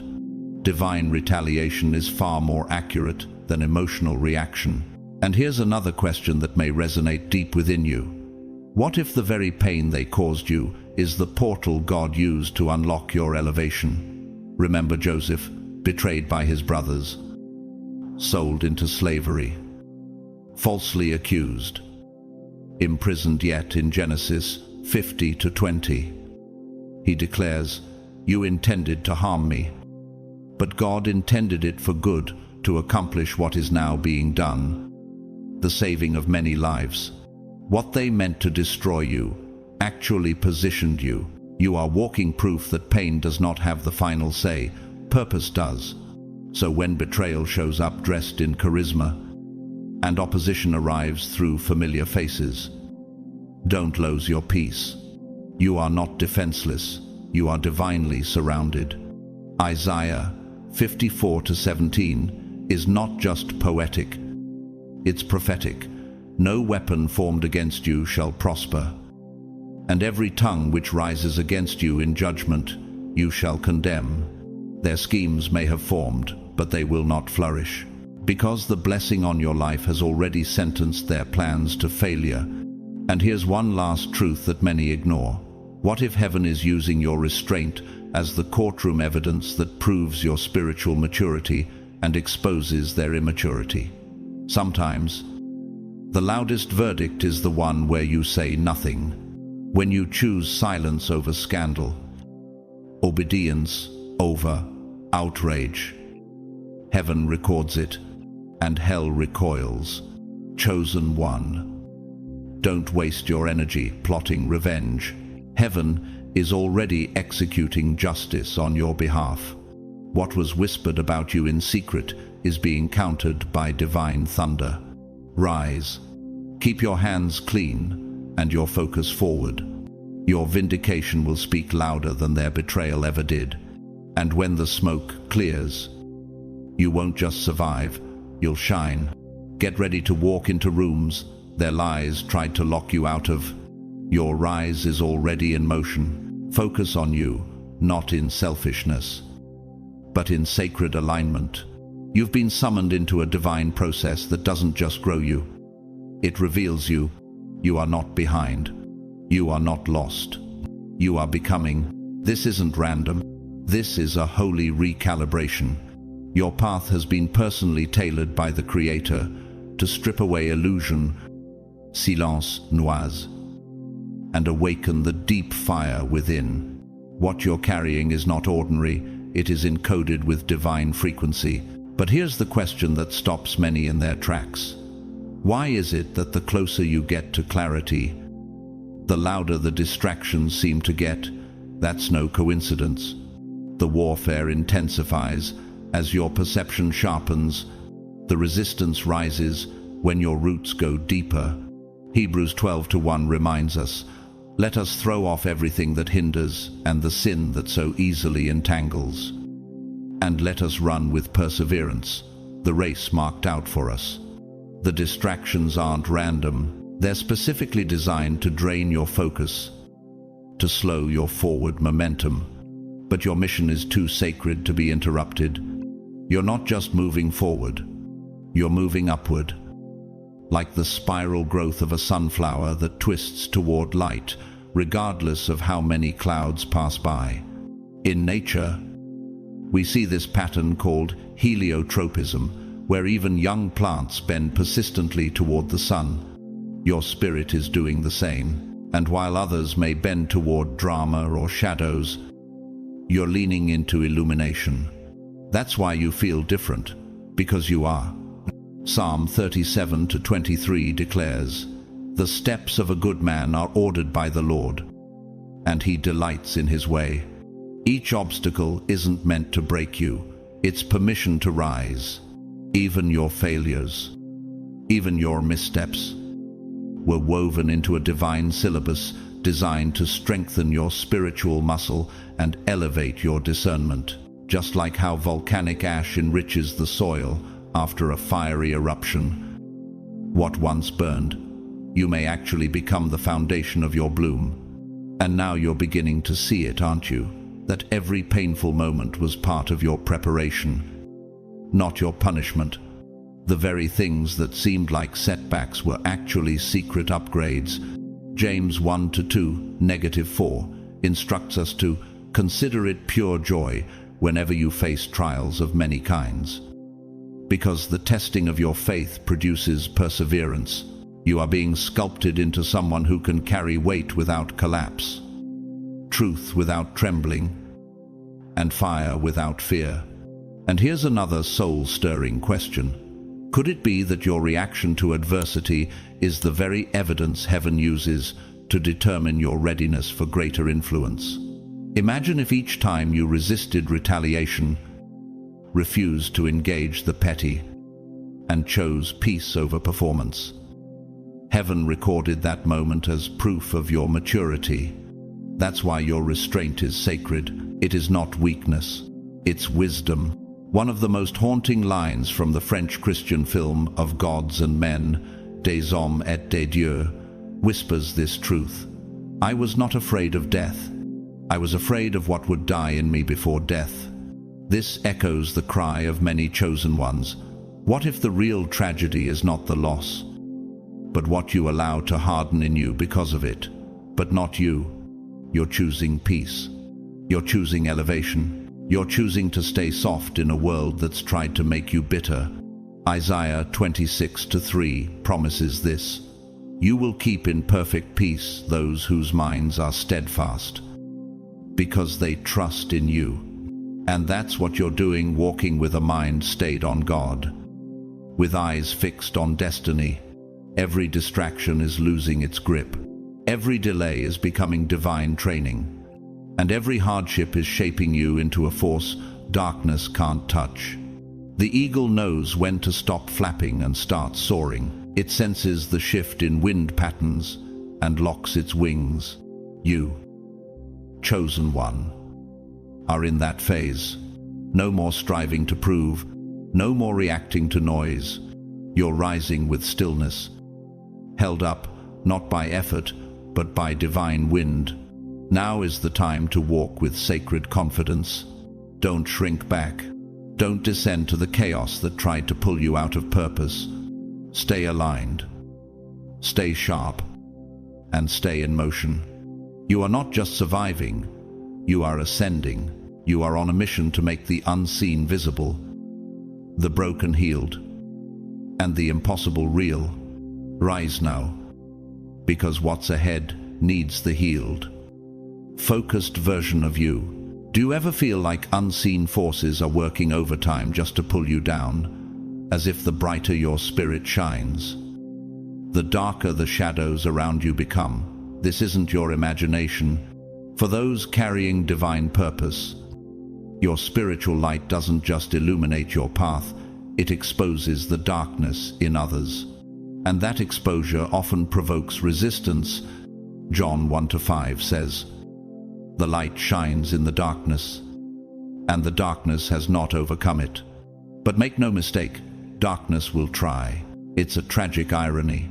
Those with the clearest intentions, the most vibrant dreams, and the most humble hearts often become magnets for opposition, not because of who they harmed, but because of who they are becoming. It begs a deeper question. Could your spiritual acceleration be the very thing agitating environments that were built to remain stagnant? And if so, what does that say about your assignment? In spiritual warfare, there's a lesser discussed frequency clash, a kind of vibrational dissonance. From a quantum field theory perspective, energy doesn't lie. When a high-frequency soul enters a low-frequency space, it causes an imbalance, a ripple. That's why spiritual people often experience tension in rooms that appear calm. Your presence disrupts entropy. Your energy rebukes decay. Ephesians 6:12 reminds us, for we wrestle not against flesh and blood, but against principalities, against powers, against the rulers of the darkness of this world. Sometimes the battle isn't loud, it's energetic. It's not about what's said, but what's felt. And the Jezebel spirit, in particular, operates subtly. disguised in familiarity. It often doesn't come through strangers, but through those with proximity, co-workers, relatives, or long-time acquaintances who feel threatened by the authority you carry. Even if you've never spoken a word, in psychological terms, this is often referred to as narcissistic supply disruption. When someone who feeds off control or attention encounters someone who thrives independently, they lash out not because of what you've done, but because of what you mirror. You remind them of the freedom they refuse to claim, and thus hostility erupts not from your actions, but from your very existence. The Bible gives us a sobering parallel in 1 Kings 19, where Jezebel sent a death threat to Elijah, not after he failed, but after he succeeded. After calling down fire from heaven and proving God's power, Elijah should have been celebrated. Instead, he was hunted. Why? Because true power, when unveiled, triggers fear. In counterfight systems, your success in the spirit will often provoke war in the natural world. In your workplace, where professionalism should reign, you may notice resistance for simply being consistent. Even in your home, where love should dwell, there may be silent attacks on your peace. Matthew 10:36 foretells it plainly. A man's enemies will be the members of his own household, not because you're cursed, but because you're called, and your calling disrupts everything around you that refuses to evolve. The case of Sophie Scholl, a young German university student and member of the White Rose resistance movement during the Nazi regime. She wasn't armed with weapons, only truth, courage, and leaflets exposing the horrors of fascism. Arrested for distributing anti-Nazi literature, she faced trial and execution at just 21 years old. Yet in her final moments, she stood unwavering, declaring, "Such a fine, sunny day, and I have to go. But what does my death matter? If through us, thousands of people are awakened and stirred to action." The regime silenced her voice, but they could not kill her conviction. Her quiet defiance became immortal. What she whispered in secret is now echoed across generations. Her stillness did what shouting never could. It planted seeds of awakening in a time of mass blindness. Which brings us to a deeper question. Could your current warfare be a sign not of failure, but of heaven's trust in your resilience? If you weren't equipped to handle it, you wouldn't be facing it. Heaven doesn't waste trials on the unprepared. You were built to carry this weight. You were chosen to carry this light. You are not under attack because you're weak. You are targeted because you are rising. But no matter how fierce the resistance, no spirit, no whisper, no plot can extinguish what God has ignited in you. Rise above the noise. Walk in your authority. Remain anchored in your assignment. Because what's on you is bigger than what's against you. And the very resistance you feel now is proof you're walking in power.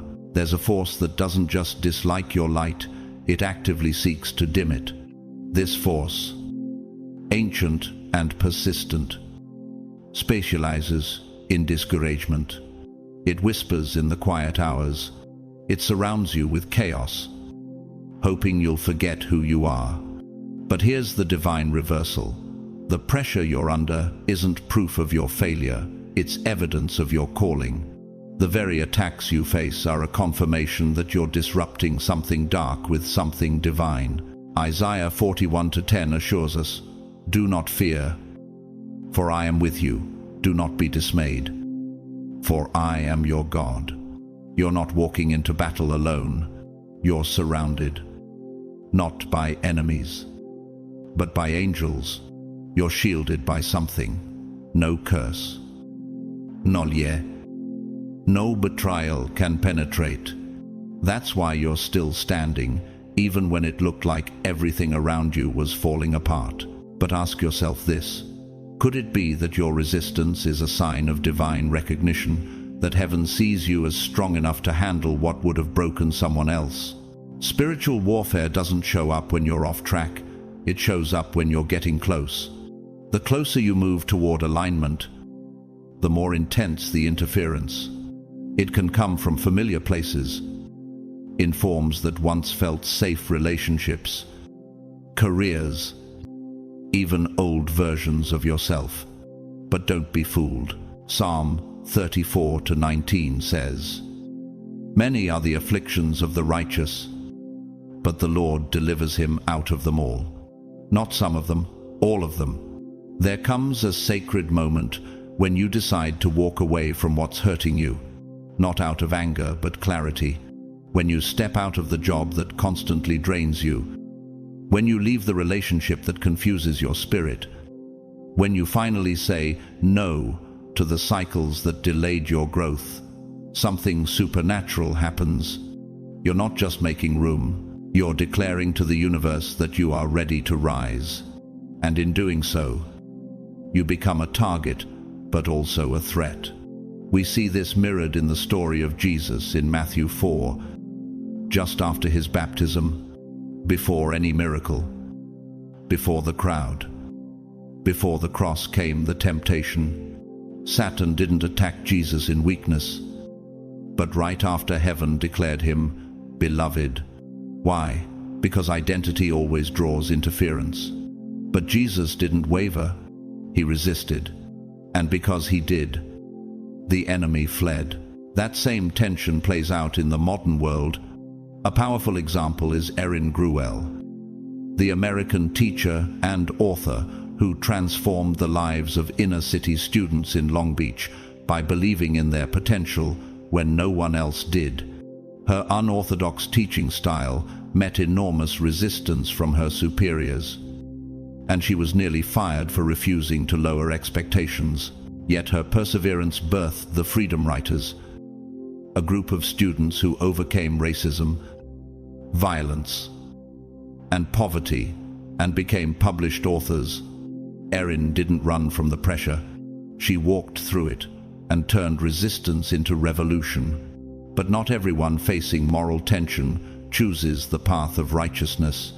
One cautionary example is Carlos Menem, the former president of Argentina, introduced as a charismatic reformer.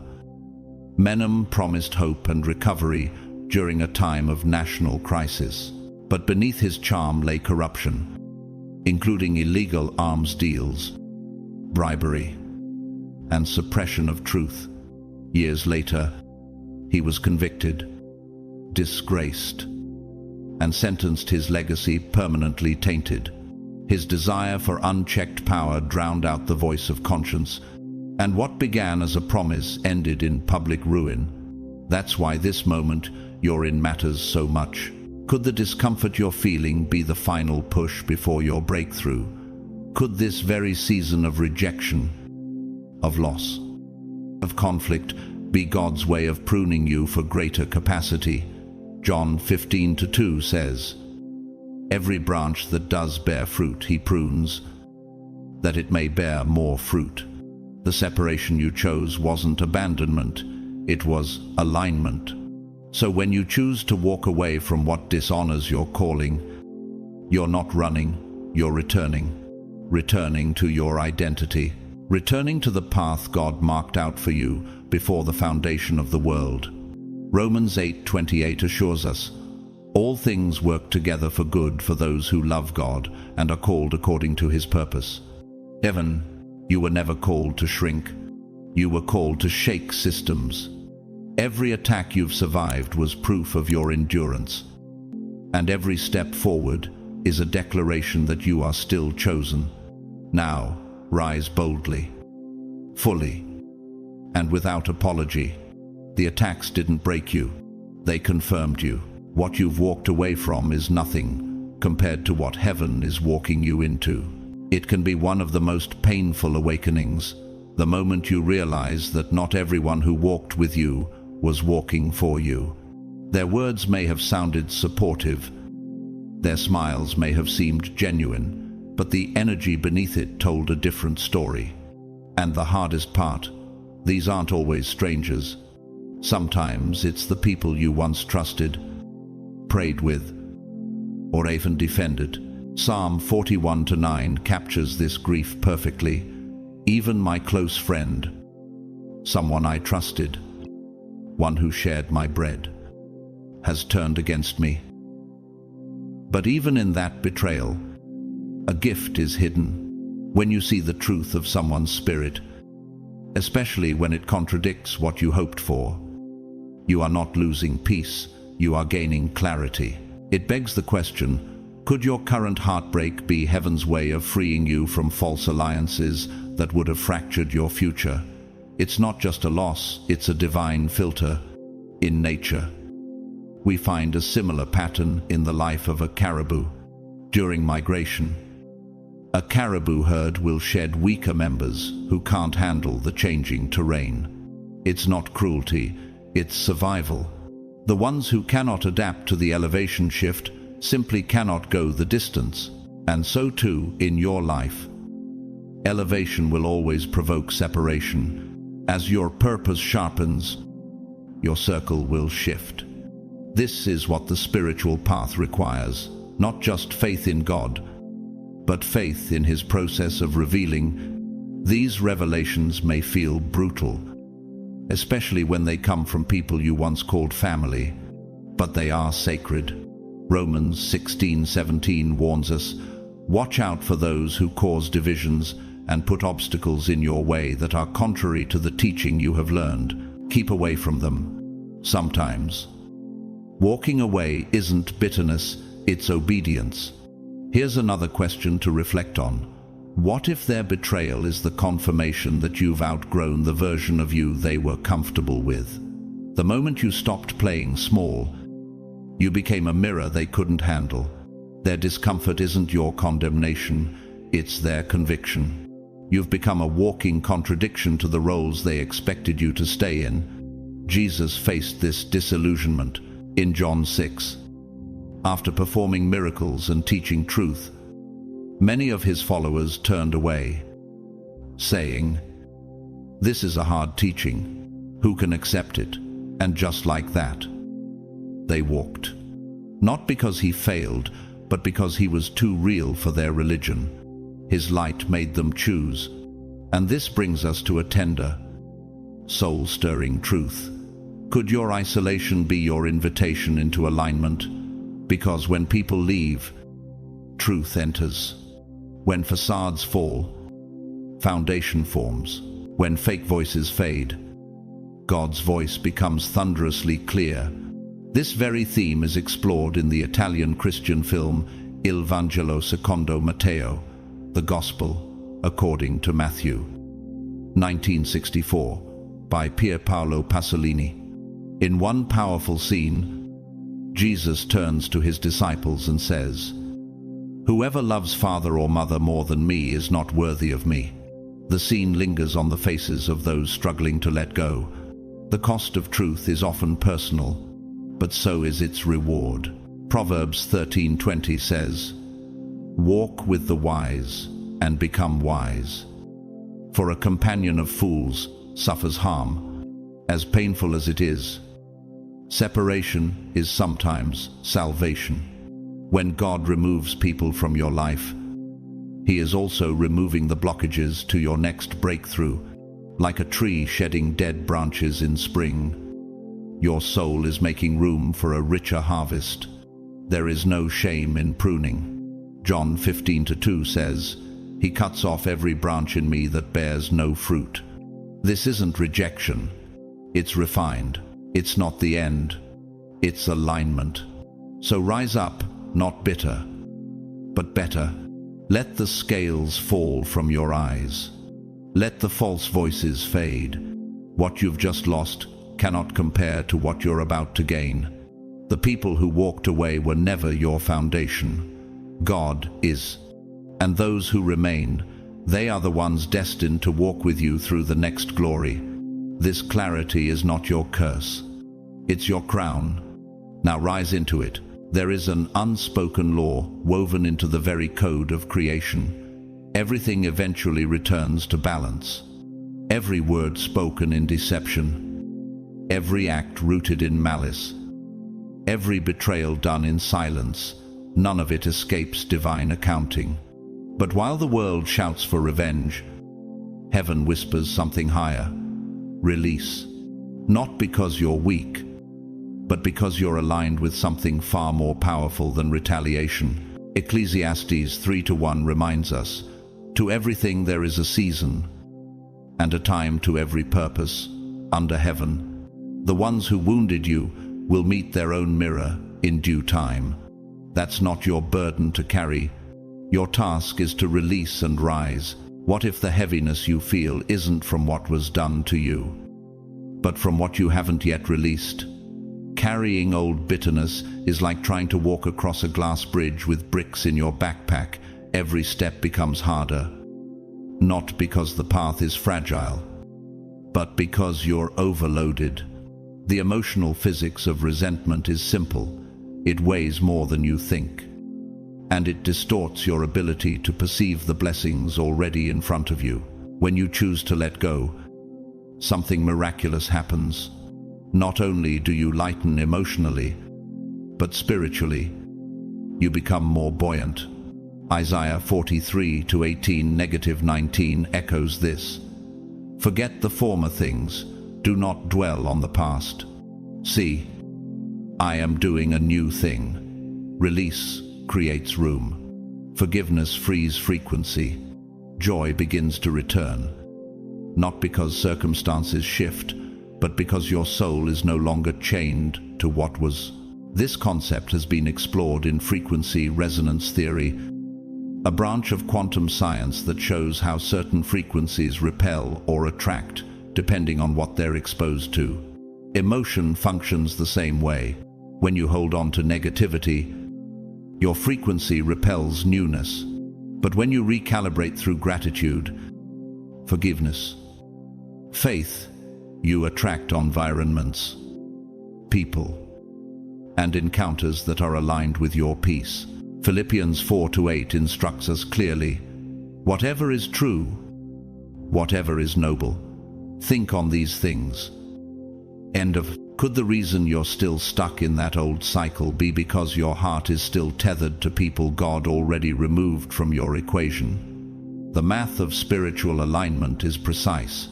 Addition can't happen until subtraction completes. Holding on to old ties blocks what was meant to arrive next. A powerful example comes from the life of Shireen Ebadi, the first female judge in Iran and a Nobel Peace Prize winner.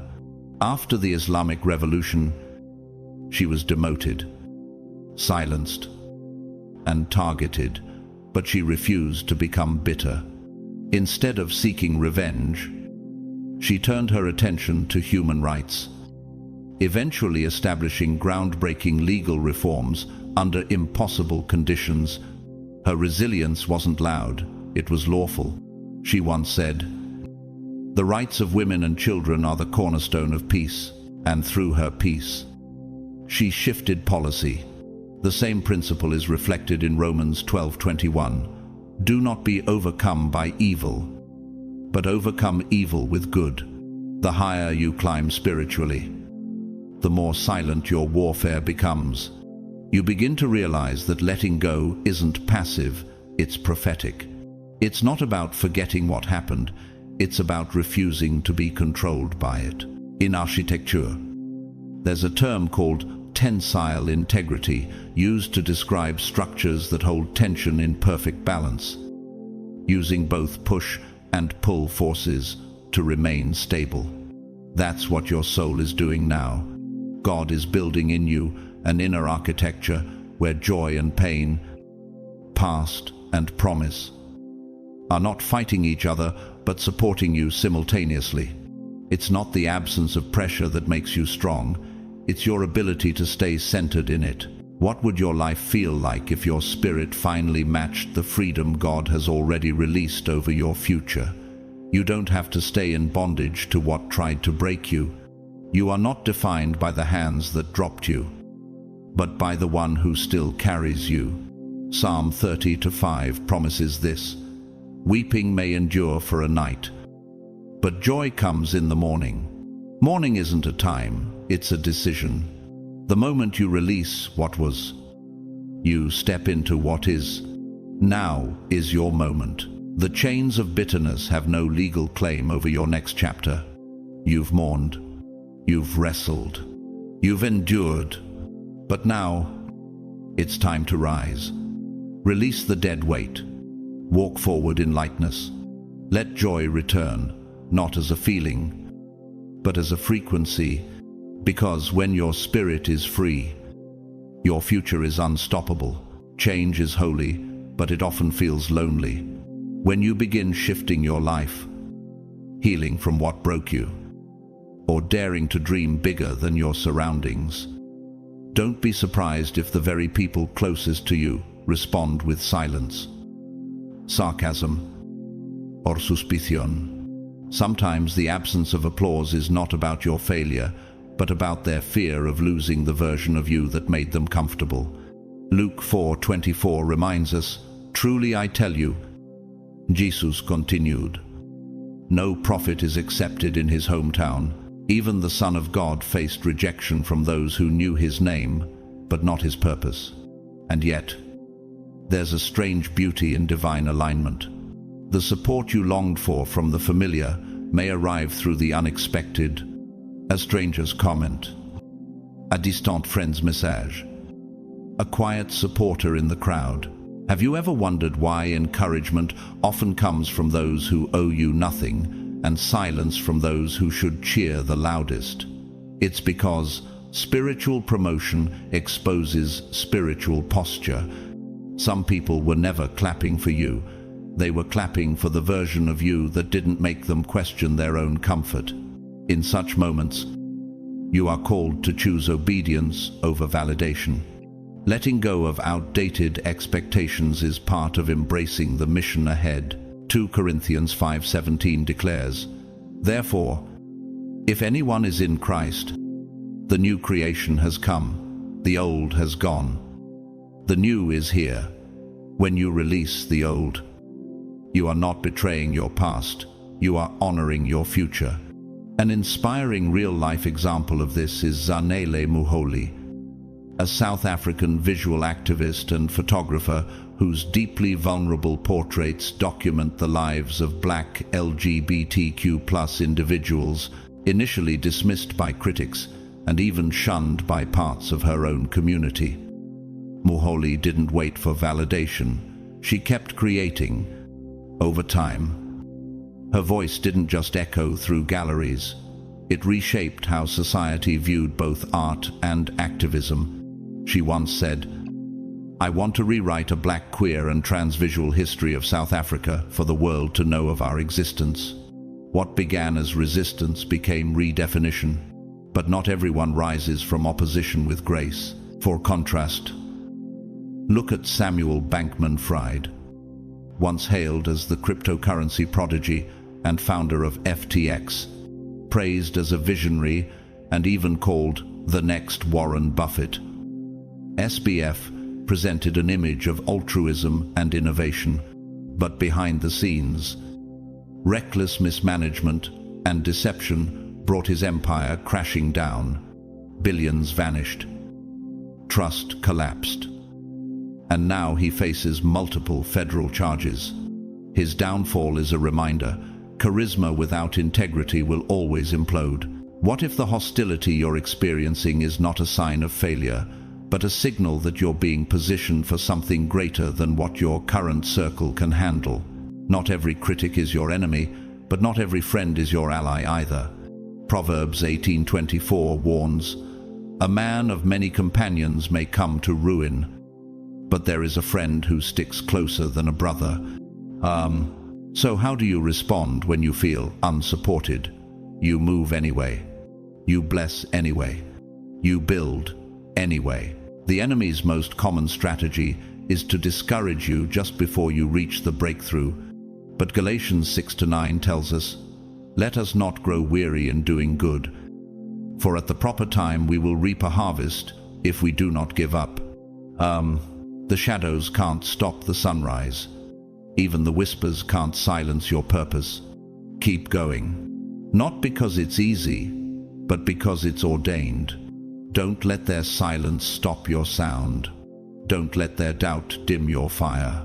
You weren't chosen to be understood by everyone. You were chosen to be faithful. Walk boldly. Speak truthfully. Love fiercely. And move forward with the certainty that what God started in you, no hostility can halt. This isn't the end, it's unfolding. When others set traps for you in the shadows, their real hope isn't just to watch you fall, it's to provoke a reaction. They want to break your character so they can confirm their assumptions. But the one who knows their purpose doesn't need to perform. The most disruptive response is often no response at all. Proverbs 29:11 says, "A fool gives full vent to his spirit, but a wise man quietly holds it back." Your silence, when it's rooted in discernment, becomes a spiritual weapon sharper than any word you could throw back. It's strange how spiritual warfare often hides in professional spaces, behind casual meetings, boardroom smiles, or emails laced with passive aggression. The modern workplace isn't always about merit. Many times it's a disguised arena of jealousy, insecurity, and quiet sabotage. But here's a question worth reflecting on. What if the attack you're experiencing at work isn't about your position, but about your presence? What if your integrity exposes the mediocrity that others have grown comfortable masking? The same thing happened to Daniel in the Old Testament. In Daniel 6, the administrators and satraps couldn't find any fault in him, so they created one. They manipulated the system to trap him in his faith, knowing his loyalty to God wouldn't bend, and yet, despite their schemes, Daniel's favor with God turned their trap into his testimony. The lions didn't devour him, they devoured the ones who tried to destroy him. There is something deeply strategic about choosing peace in the face of provocation. It requires strength, not weakness. Isaiah 30:15 says, "In quietness and trust shall be your strength." And that's precisely where you disarm the ones sent to rattle you. When you refuse to descend into their drama, you frustrate their agenda. You force them to reveal their character by not sacrificing your own. Nature teaches us this same principle through the poison dart frog. Despite its small size and bright color, it doesn't need to chase, bark, or growl. Its mere presence, silently and confidently carried, warns predators, "Don't try it." The warning isn't loud. It's lethal in its stillness. So it is with you. Your light doesn't need defense. It carries divine consequence. And yet, many wonder, why doesn't God just remove the hostile people immediately? But the truth is, sometimes He lets them build their own trap long enough to fall in it themselves. Psalm 7:15-16 confirms this. "He who digs a hole and scoops it out falls into the pit he has made. The trouble he causes recoils on himself."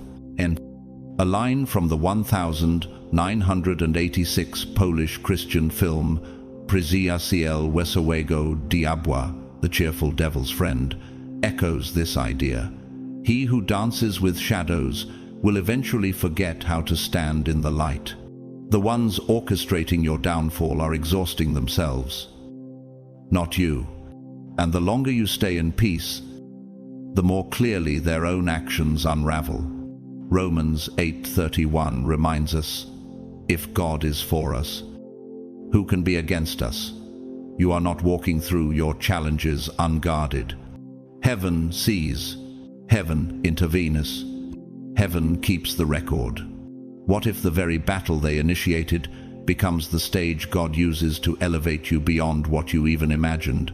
What if the trap was just the setup for your promotion? You don't have to fight dirty when you're walking with clean hands. Keep your posture. Keep your peace. Keep showing up on purpose. Your stillness is sacred. Your dignity is disruptive. And your silence, it is thunder in the realm of the Spirit. Let God handle what your words can't, because you're not just surviving this, you're being set apart by it. Now rise. When negativity surrounds you like static in the atmosphere, your greatest weapon is focus. Not the kind of focus fueled by ego or competition, but the sacred kind that is anchored in identity.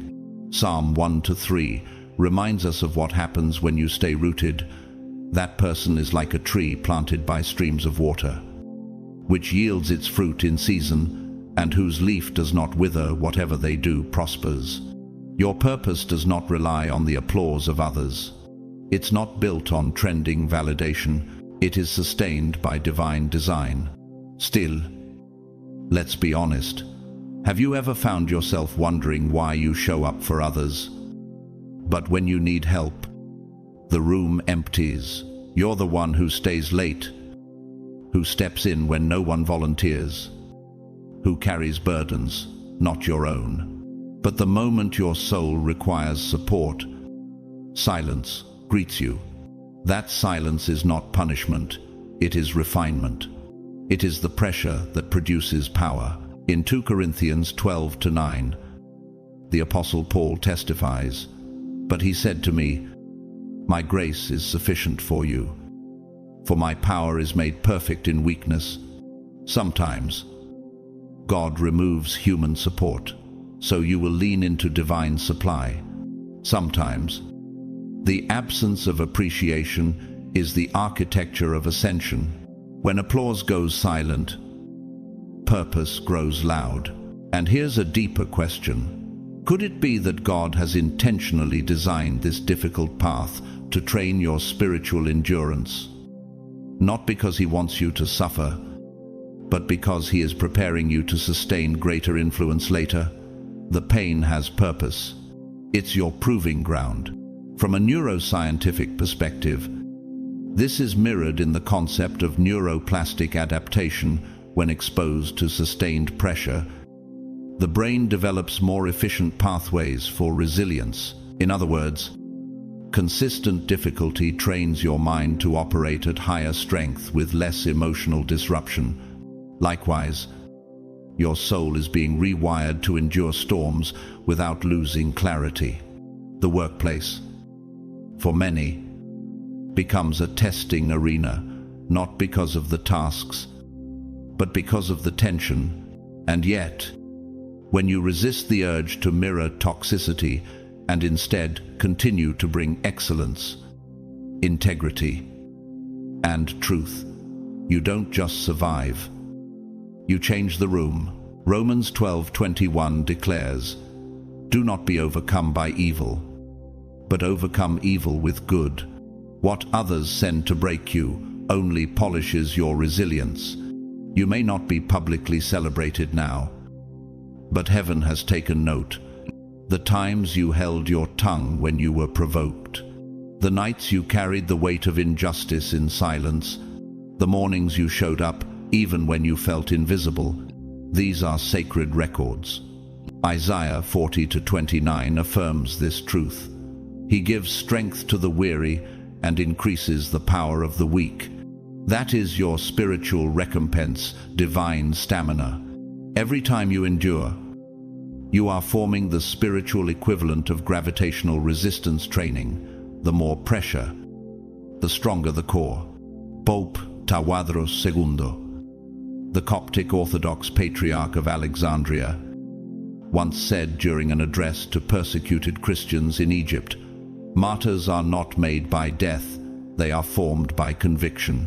Their blood only testifies to what they decided long before. It is not the visible opposition that defines a warrior, it is the quiet resolve underneath it. You have that. That's why you haven't quit, even when it would have been easier. What if the people making your journey harder are unknowingly building the very platform God will use to elevate you? What if their resistance is secretly reinforcing your authority?" Galatians 6-9 brings it all home.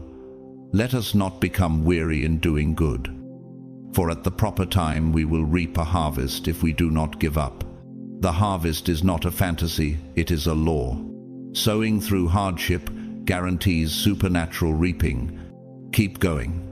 Not because it's fair, but because it's forming you. Your silence has power. Your consistency has weight. The reward is not just coming, it's already unfolding. The resistance you're experiencing is the confirmation of the greatness you carry. Let them underestimate. Let them misjudge. Because heaven is backing you. And no amount of shadow warfare can stop what's been stamped by glory. Rise now. This battle is shaping your legacy. Lift your head, not in pride, but in promise. These difficult moments you're enduring aren't here to break you. They're here to build you. What you're walking through is not just resistance, it's refinement.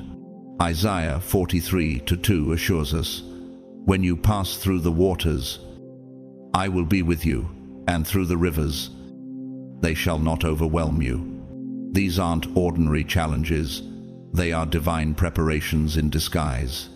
You're headed somewhere sacred, a future untouched by the cynicism of those who tried to define you by your past. And here's a question worth asking in the quiet moments.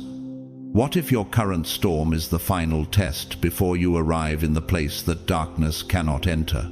Not everyone was meant to come with you.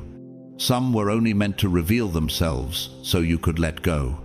While some try to cloud your clarity with resentment and jealousy, they won't be able to withstand the altitude of where you're headed. Their whispers will collapse under the weight of your elevation. Romans 8:31 reminds us, if God is for us, who can be against us? Their plots may be loud, but they are powerless. Heaven has already ruled in your favor. An example of resilience in the face of dismissal is Tabitha Coffey, a renowned hairdresser, author, and businesswoman. Born in Australia, she faced early rejection and ridicule for her boldness and vision, yet she turned every no into a new door, eventually rising to become a global business coach and media personality. Her famous quote, "I don't do basic," wasn't just a brand, it was a declaration of how she refused to shrink. She is proof that resilience, when fueled by purpose, outlives rejection. But history also reminds us that not all who plot against others walk away unscathed. Dominique Strauss-Kahn, once a powerful figure as the head of the International Monetary Fund, was widely believed to be next in line for the French presidency, but his abuse of power and scandals led to a spectacular fall. From global influence to global disgrace, he became a cautionary tale about the consequences of sabotage and pride. Those who sow deception inevitably reap devastation. And now comes a sobering question. What if your enemies are unknowingly preparing your platform?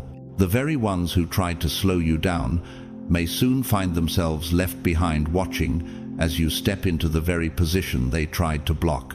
Deuteronomy 28:13 declares, "The Lord will make you the head and not the tail. You shall be above only, and not beneath." You are not beneath the attacks. You are above them. And that is why they're failing. Yes, the challenges you face at work, in life, even within yourself, are heavy. You've given more than most see. You've stayed when others left. You've led in silence.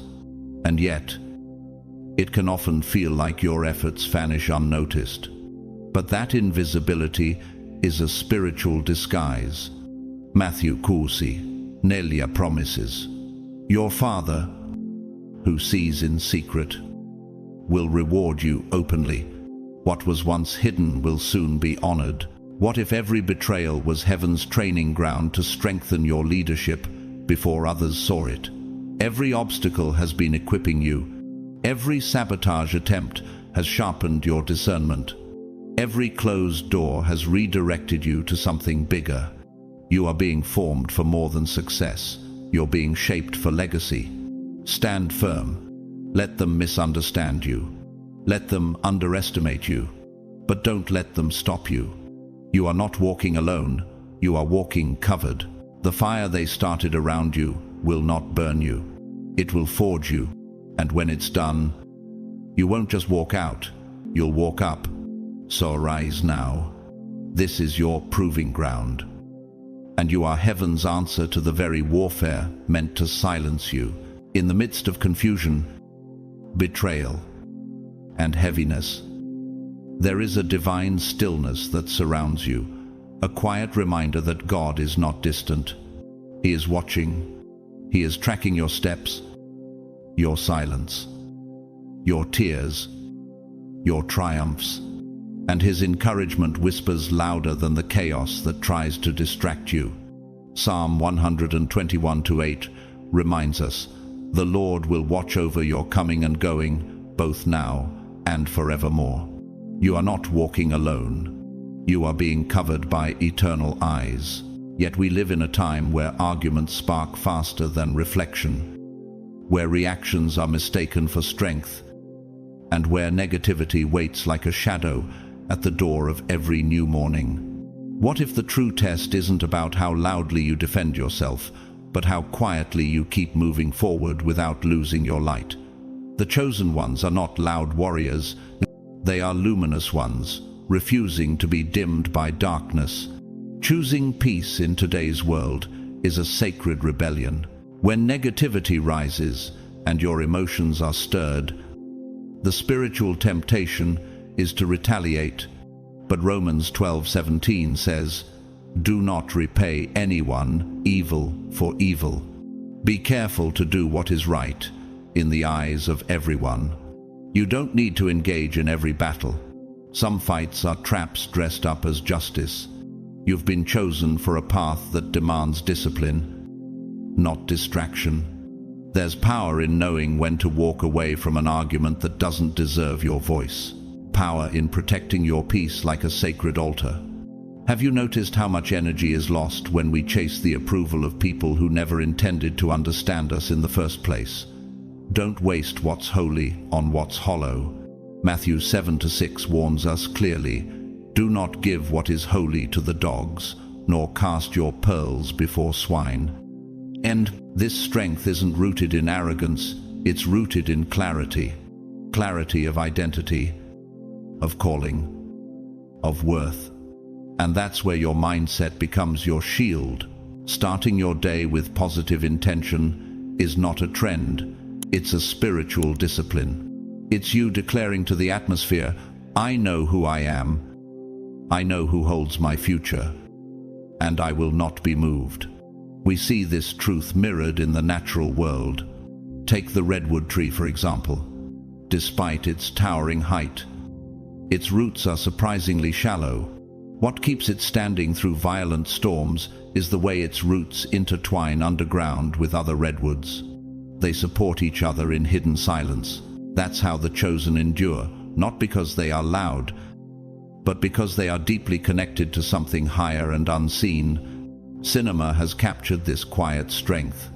In the 2010 Italian spiritual drama La Pecora Nera, The Black Sheep, the protagonist, misunderstood, mocked, and dismissed, says in one powerful moment, "They think I'm broken because I don't scream, but I'm just walking towards something they can't see yet." That is your energy. Quiet, focused, anointed. Could the inner warfare you're fighting be the final resistance before you break into unshakable peace? Not because the chaos will disappear, but because your inner world will no longer answer its call. Isaiah 26:3 promises this, "You will keep in perfect peace those whose minds are steadfast, because they trust in you." Your steadfastness is your sanctuary. And that's why toxic voices will begin to lose their power, not because they've gone quiet, but because you no longer respond. Those who have wronged you, dismissed your worth, or mocked your progress, they are no longer your assignment. Exodus 14:14 tells us, "The Lord will fight for you. You need only to be still." Divine justice moves without announcement. While you heal, heaven handles what you've released. Now is the time to reclaim your energy. You were not called to fight small battles. You were called to carry great light. Start each day with focus. Walk each step with peace. And guard your spirit like treasure. Let God deal with the shadows. You rise in brilliance. You rise with clarity. And you rise untouched. Your inner strength is more than just emotional willpower. It is sacred architecture, designed by heaven to carry weight that others can't even perceive. And this strength, when protected and directed properly, doesn't just shield you, it guides you out of toxic cycles, away from shallow distractions, and toward a life not just of survival, but of divine fulfillment. Psalm 18:32 declares, "It is God who arms me with strength and keeps my way secure." That is your assurance. You are being held, not by emotions, but by purpose. But how many mornings have you awakened with intention only to have it hijacked by a text, a tone, or a conversation that pulled you out of alignment before the day even began? Could it be that the first 10 minutes of your morning are setting the tone for your entire spiritual frequency? In neuroscience, this is tied to prefrontal priming, the early activation of your brain's decision-making center. What you allow into your awareness first shapes everything that follows. Protect that gate. Guard that moment. It's not small, it's a spiritual strategy. Proverbs 4:23 tells us, above all else, guard your heart, for everything you do flows from it. That includes the small, seemingly insignificant intrusions, the sarcastic message, the draining call, the news alert dripping with fear. They aren't harmless. They're access points. When you remove these subtle saboteurs from your space, you are not being rude, you are being rooted. What would your week look like if you refused to start a single day in reaction mode and instead chose to respond from revelation? You are not obligated to allow chaos into your clarity. You have the authority to choose joy, to build mental boundaries, and to enforce peace. Romans 12:2 commands, "Do not conform to the pattern of this world, but be transformed by the renewing of your mind." That renewal is not a one-time event. It's a discipline, a mindset, a decision to reframe every toxic intrusion as a redirection back to what actually matters. In physics, the concept of signal interference explains how external noise disrupts the purity of transmission between two connected devices. Your spirit works the same way. When your internal signal is interfered with by negativity, especially early in the day, your connection to purpose gets fuzzy. That's why spiritual clarity requires environmental pruning. A powerful real-life example of this comes from Martine Rothblatt, the founder of SiriusXM and biotech visionary. As a transgender woman, entrepreneur, and mother, Martine built billion-dollar systems while navigating tremendous social resistance. In her book, Virtually Human, she wrote, "I learned early that the best way to shape your world is to remove what tries to reshape you." Her clarity came from choosing focus over friction. And today, her innovations in satellite radio and biotech have saved and inspired lives across the world. Isaiah 26:3 affirms, "You will keep in perfect peace those whose minds are steadfast, because they trust in you." Peace isn't the absence of noise, it's the mastery of inner stillness despite the noise. And that's what your mornings must become, a sanctuary, not a battlefield. What if the negativity you've been tolerating is not just delaying your joy, but blocking your next breakthrough? Let this be your permission to cleanse your space, to reclaim your mindset, and to disconnect from everything that doesn't match your assignment. Psalm 118:24 reminds us, "This is the day the Lord has made. Let us rejoice and be glad in it." But rejoicing isn't passive, it's protected. Start every day with intention, not invitation. You don't owe your energy to anyone who doesn't honor your presence. Your mornings matter, your mind matters, and your mission is too powerful to be polluted by passive intrusions. From today forward, start from stillness. Choose clarity over chaos. Delete what dims you. Bless what builds you. And walk in the peace that was purchased for you. This is not just another day, it's your divine moment. Rise and take authority over it. You don't have to walk this road alone. There is divine wisdom in seeking out people and environments that refill your spirit instead of draining it. When you surround yourself with supportive communities and engage in activities that bring peace, you are not indulging in escape, you are investing in your endurance. Ecclesiastes 4:9-10 reminds us, "Two are better than one, if either of them falls down. One can help the other up." You weren't created to carry everything by yourself. Even resilience needs rest. What would change in your life if you stopped trying to be strong alone and instead chose to be strong together? Your strength doesn't diminish when shared, it multiplies. Encouragement isn't a luxury, it's spiritual oxygen. Your circle matters, and your atmosphere is sacred. That's why investing in a nurturing environment is not optional for the called, it is essential. Proverbs 20:17 says, "As iron sharpens iron, so one person sharpens another." The right people will speak life into you when you forget your voice. The right activities, whether it's walking in nature, journaling, worship, or simply resting, reconnect you with the frequency of heaven. These moments realign your focus, recalibrate your heart, and reignite your hope. Could it be that your constant exhaustion isn't from doing too much, but from pouring into places that were never meant to hold your anointing? The right community doesn't just make you feel good, it calls you higher. They remind you of who you are when the world tries to make you forget. A powerful real-life example is Jason Reynolds, a best-selling author and poet who was rejected by the traditional literary system for years because his stories didn't fit a mold. But instead of quitting, he found strength in youth communities, spoken word poetry, and grassroots gatherings. His words, once ignored, are now reshaping classrooms, reaching millions, and lifting young black voices. He said in an interview, "I write books because I know how it feels to be invisible, and I want kids to feel seen."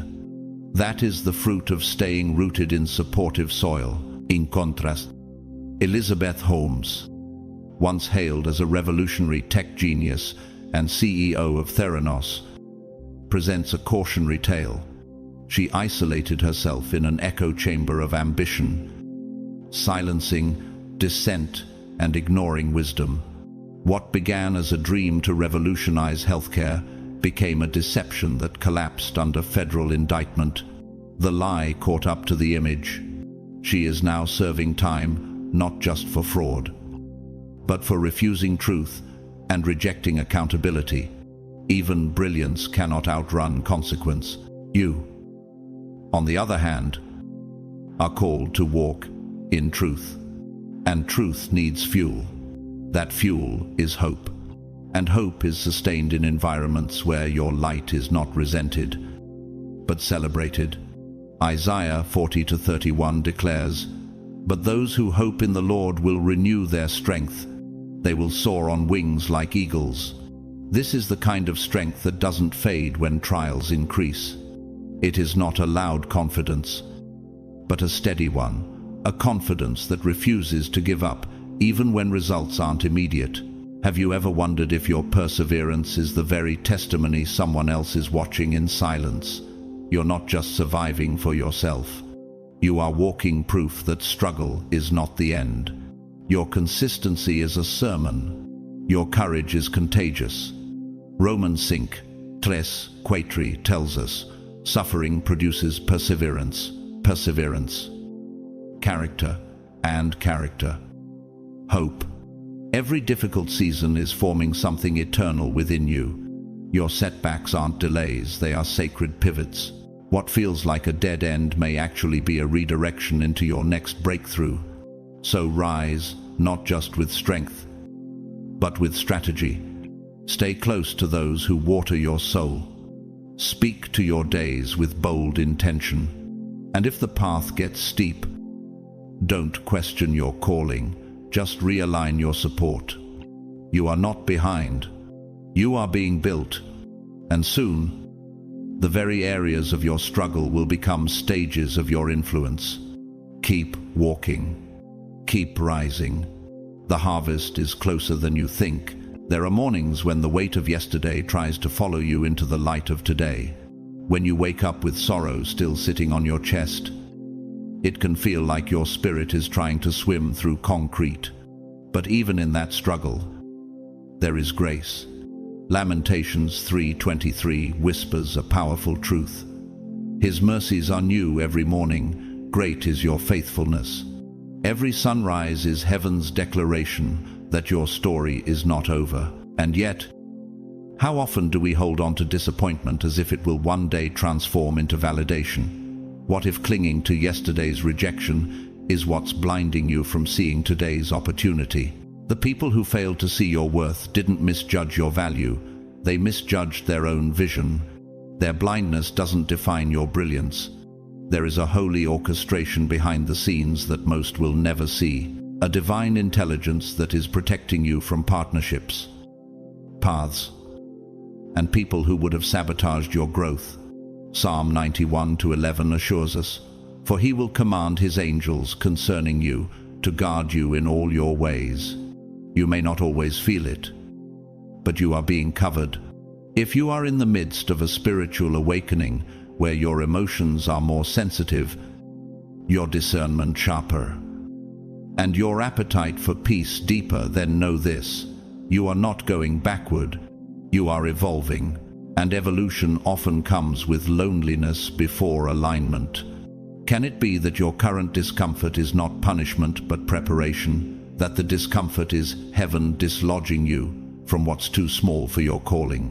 In the wild, the blue morpho butterfly, one of the largest in the world, must survive predators by using its wings not just for flight, but for camouflage. The outer brown of the wings hides it in the shadows, while the inside glows with iridescent blue. It only reveals its beauty mid-flight. Likewise, your full glory may only be visible once you stop hiding in survival mode and dare to fly forward. This idea is echoed in the 2017 French-Belgian Christian film L'Apparition, where a war reporter investigates a Marian apparition. In one profound moment, the young visionary says, "When everything in the world tries to distract me, it is silence that brings the truth back." In your spiritual journey, noise is not your teacher. Stillness is. Silence is where justice is being formed. Faith doesn't always roar. Sometimes it simply stays still. Romans 8:28 proclaims, "And we know that in all things God works for the good of those who love him." Even the betrayal, even the heartbreak, even the silence, it's all being stitched into something redemptive. But that doesn't mean the pain isn't real. Sometimes the hardest part is resisting the temptation to spiral into extremes between hope and despair, confidence and self-doubt. Could it be that this season is not about choosing between extremes, but learning to stand in the balance? Strength isn't always aggressive. Sometimes it's gentle endurance. Isaiah 40:29 tells us, "He gives strength to the weary and increases the power of the weak." That means your weakness is not a disqualification, it's an invitation. You don't have to fake strength to receive help. You just need to be real enough to admit you're growing through something, and as you grow, be mindful of your company. Not everyone deserves access to your evolving spirit. Negativity is contagious. Pessimism distorts perspective like a smudge on a window. It doesn't change the view. It only blocks your clarity. Surround yourself with people who fan your faith, not your fear. Proverbs 13:20 reminds us, "Walk with the wise and become wise. For a companion of fools suffers harm." Community is not just about comfort, it's about cultivation. Build with people who make you better, not bitter. You deserve to heal in environments that honor your process. So rise. Even if your voice trembles, even if your hands shake, rise anyway. Yesterday may have buried you in discouragement, but today is resurrection. Step forward in hope. Reject what tried to reduce you. Align with what builds you. Because where you're going doesn't require you to carry everything that broke you. It only requires that you keep walking. The breakthrough is not a myth. It's already in motion. There are sacred pauses in life, brief intermissions between chapters where the world quiets just enough for your spirit to whisper, "What do you truly want now?" This is one of those moments, a divine invitation not to escape, but to reflect. Psalm 46. Tio reminds us, "Be still and know that I am God." In that stillness, heaven hands you a mirror, not just to look at who you've been, but to glimpse who you're becoming. Reflection without movement, though, leads to stagnation. That's why this isn't just a time to think, it's a time to act. A time to learn a new skill. Try something you've never dared, or return to something you loved but abandoned. Could it be that the very joy you've been praying for is hidden inside the skill you've been too afraid to start? New hobbies are more than just distractions, they are doorways. Behind them often lies your next divine assignment. Ecclesiastes 11:6 says, "Sow your seed in the morning, and at evening let your hands not be idle. For you do not know which will succeed." Sometimes it's not about knowing the outcome, but planting in faith and trusting that one of those seeds will bloom in season. In physics, there's a concept known as potential energy, stored energy, waiting to be released. It's the boulder perched on a hill, the bow drawn before the arrow flies. Your waiting season has not been wasted. It has been building pressure, preparing you for release. And when the right opportunity comes, all that unseen preparation will convert into visible momentum. That's the silent architecture of heaven delays that are really designs. And here's another question that might stir something in you. What if your next breakthrough isn't waiting on clarity but on gratitude? We often think progress means more effort, but in the kingdom of God, gratitude is a multiplier. 1 Thessalonians 5:18 commands, "Give thanks in all circumstances, for this is God's will for you in Christ Jesus." Gratitude shifts the frequency of your spirit, allowing you to resonate with things your stress would never attract. From a psychological standpoint, attentional bias shows that the mind naturally focuses on what we train it to look for. When we consistently practice gratitude, we begin to see possibilities where we once saw threat. Doors we once ignored become visible.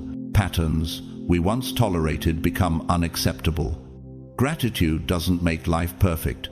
It makes our perception divine. One real-life example comes from Maya Penn, a young entrepreneur, animator, and environmental activist. She began her first company at age 8, selling eco-friendly fashion. Through her work, she discovered not just business, but purpose.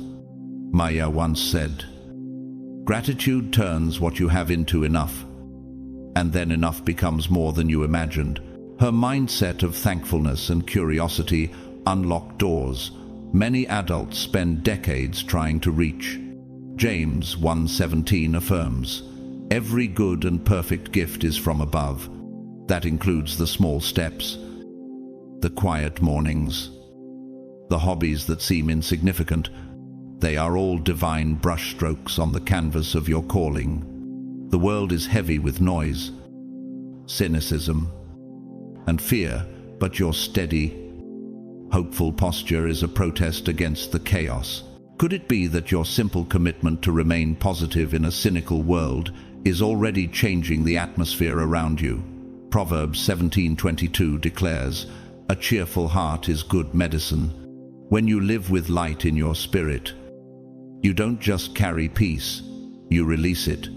There is a universal resonance that responds to hope, not false hope, but grounded, daily hope. When you commit to spreading love, striving for excellence, and honoring each day with presence, you align yourself with that divine current. So rise with gratitude in your bones and courage in your breath. Start again. Try again. Say yes to the new. Not because it's guaranteed, but because God is in it. This isn't just another season. It's your launching pad. Build from peace. Move with joy. Trust the process. And know this: heaven is not ignoring you. It is orchestrating your next moment. So, walk forward. Your time is not coming, it's already begun. Chosen one. If this message resonated with your soul, it's because something within you already knows. This isn't just inspiration, it's confirmation. You are not walking through these seasons alone. There is a divine hand guiding you, pruning what can't stay, and preparing you for what must come next. Every challenge, every redirection, every quiet morning of obedience is building a future that aligns with who you truly are in the Spirit. This is your time to reclaim your peace, to protect your joy, and to walk forward, not in fear, but in full faith.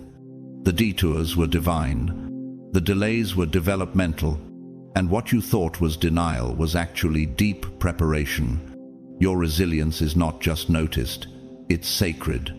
If this message blessed you, I encourage you to like the video, share it with someone who needs this word, and comment below with what spoke to your spirit most today. And if you haven't yet, make sure to subscribe to the channel and turn on the notification bell, because we're building more than a following here. We're building a faith movement. To every supporter, whether you've sent a super thanks or simply stayed to the end, thank you. You are part of this spiritual assignment. Your presence matters. Your prayers matter. Your light matters. And as you go into the rest of your day or week, may you walk in unshakable peace, overflowing grace, and divine alignment. May clarity find you. May strength carry you. And may joy rise in you like a flood. You are covered. You are chosen. And you are just getting started. Blessings and breakthroughs are chasing you down. Don't stop now.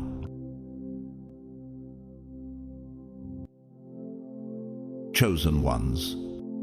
I know the weight you've carried, the nights you cried in silence, wondering if anyone truly saw your pain, the days you walked through fire while the world looked away, feeling abandoned, yet still refusing to break. You've been misunderstood, betrayed, stretched beyond your limits, and still you kept going. I see it. God sees it. Every scar you carry is not weakness.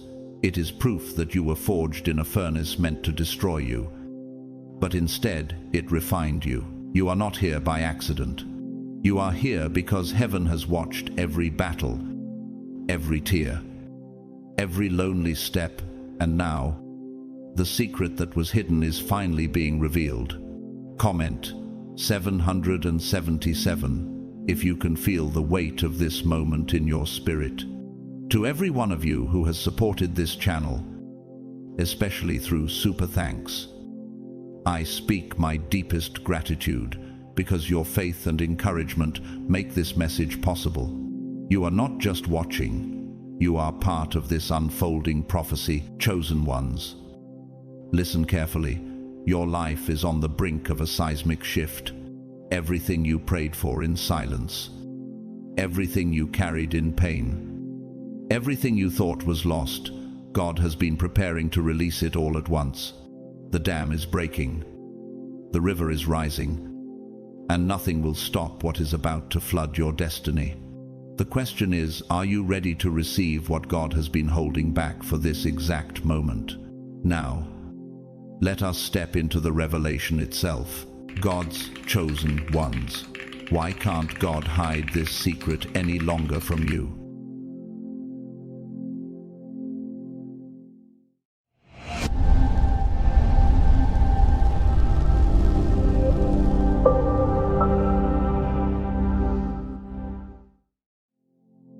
Picture this, your body no longer weighed down, but rising with new strength, your mind no longer clouded, but illuminated with clarity, your heart no longer heavy, but carried by divine light.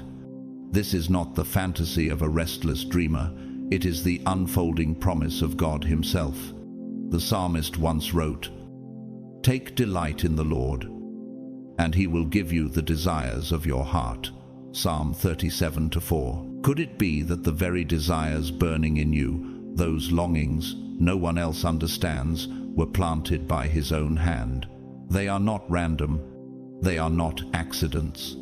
They are blueprints from eternity, waiting for the right moment to burst into life. But here lies the mystery. Blessings do not simply fall like loose fruit into open palms.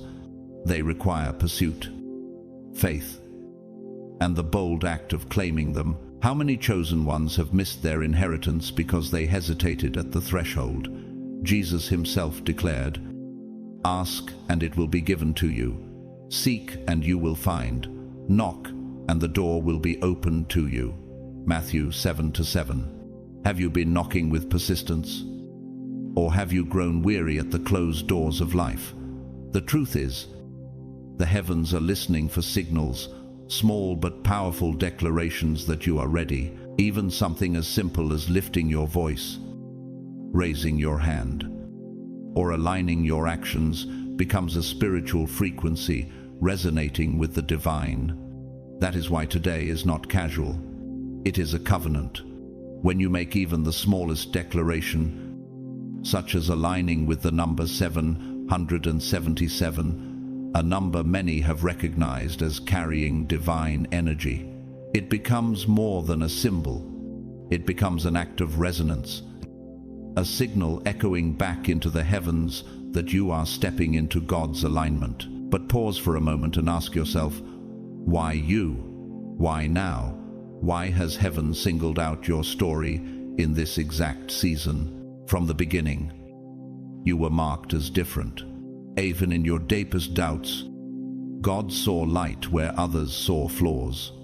He set you apart for a purpose others could not carry. The Apostle Peter reminds us, "But you are a chosen generation, a royal priesthood, a holy nation, God's special possession, that you may declare the praises of Him who called you out of darkness into His wonderful light."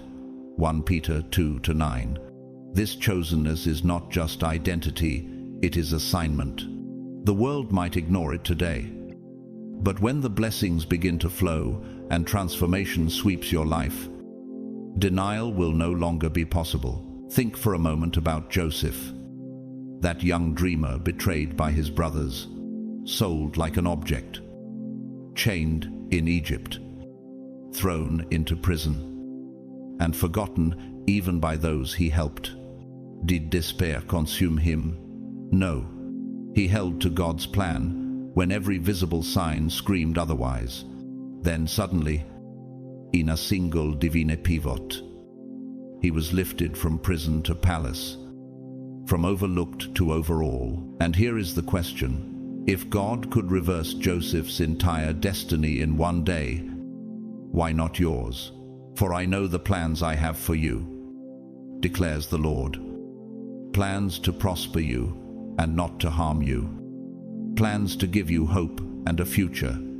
Jeremiah 29:11. Your prison today may not be chains of iron, but the silent struggles you have endured, the rejection, the closed doors, the betrayal. Yet your release is closer than your fears can admit. The heavens are shifting. The frequencies of destiny are converging, and doors you thought sealed forever are beginning to creak open. Can you feel the tremor of approaching breakthrough?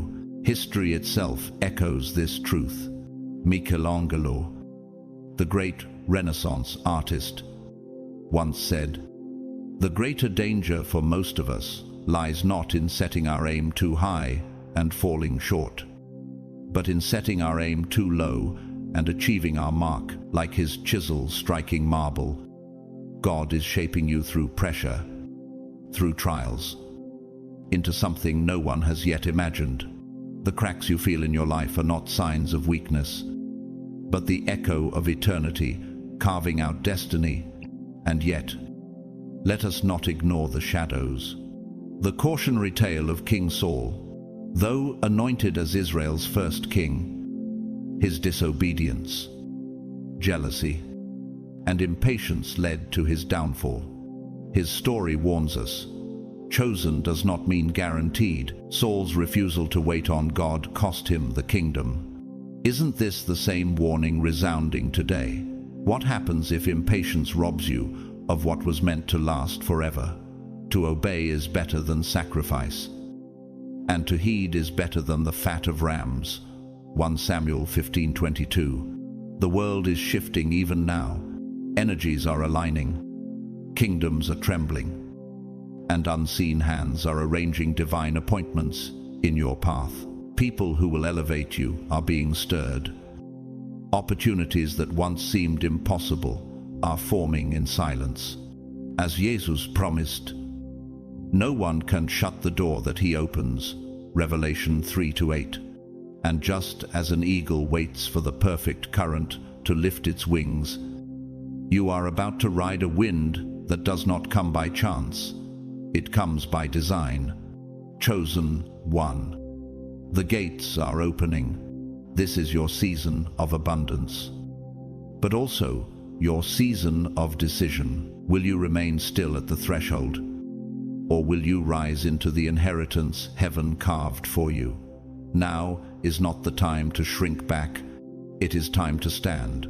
It is time to declare.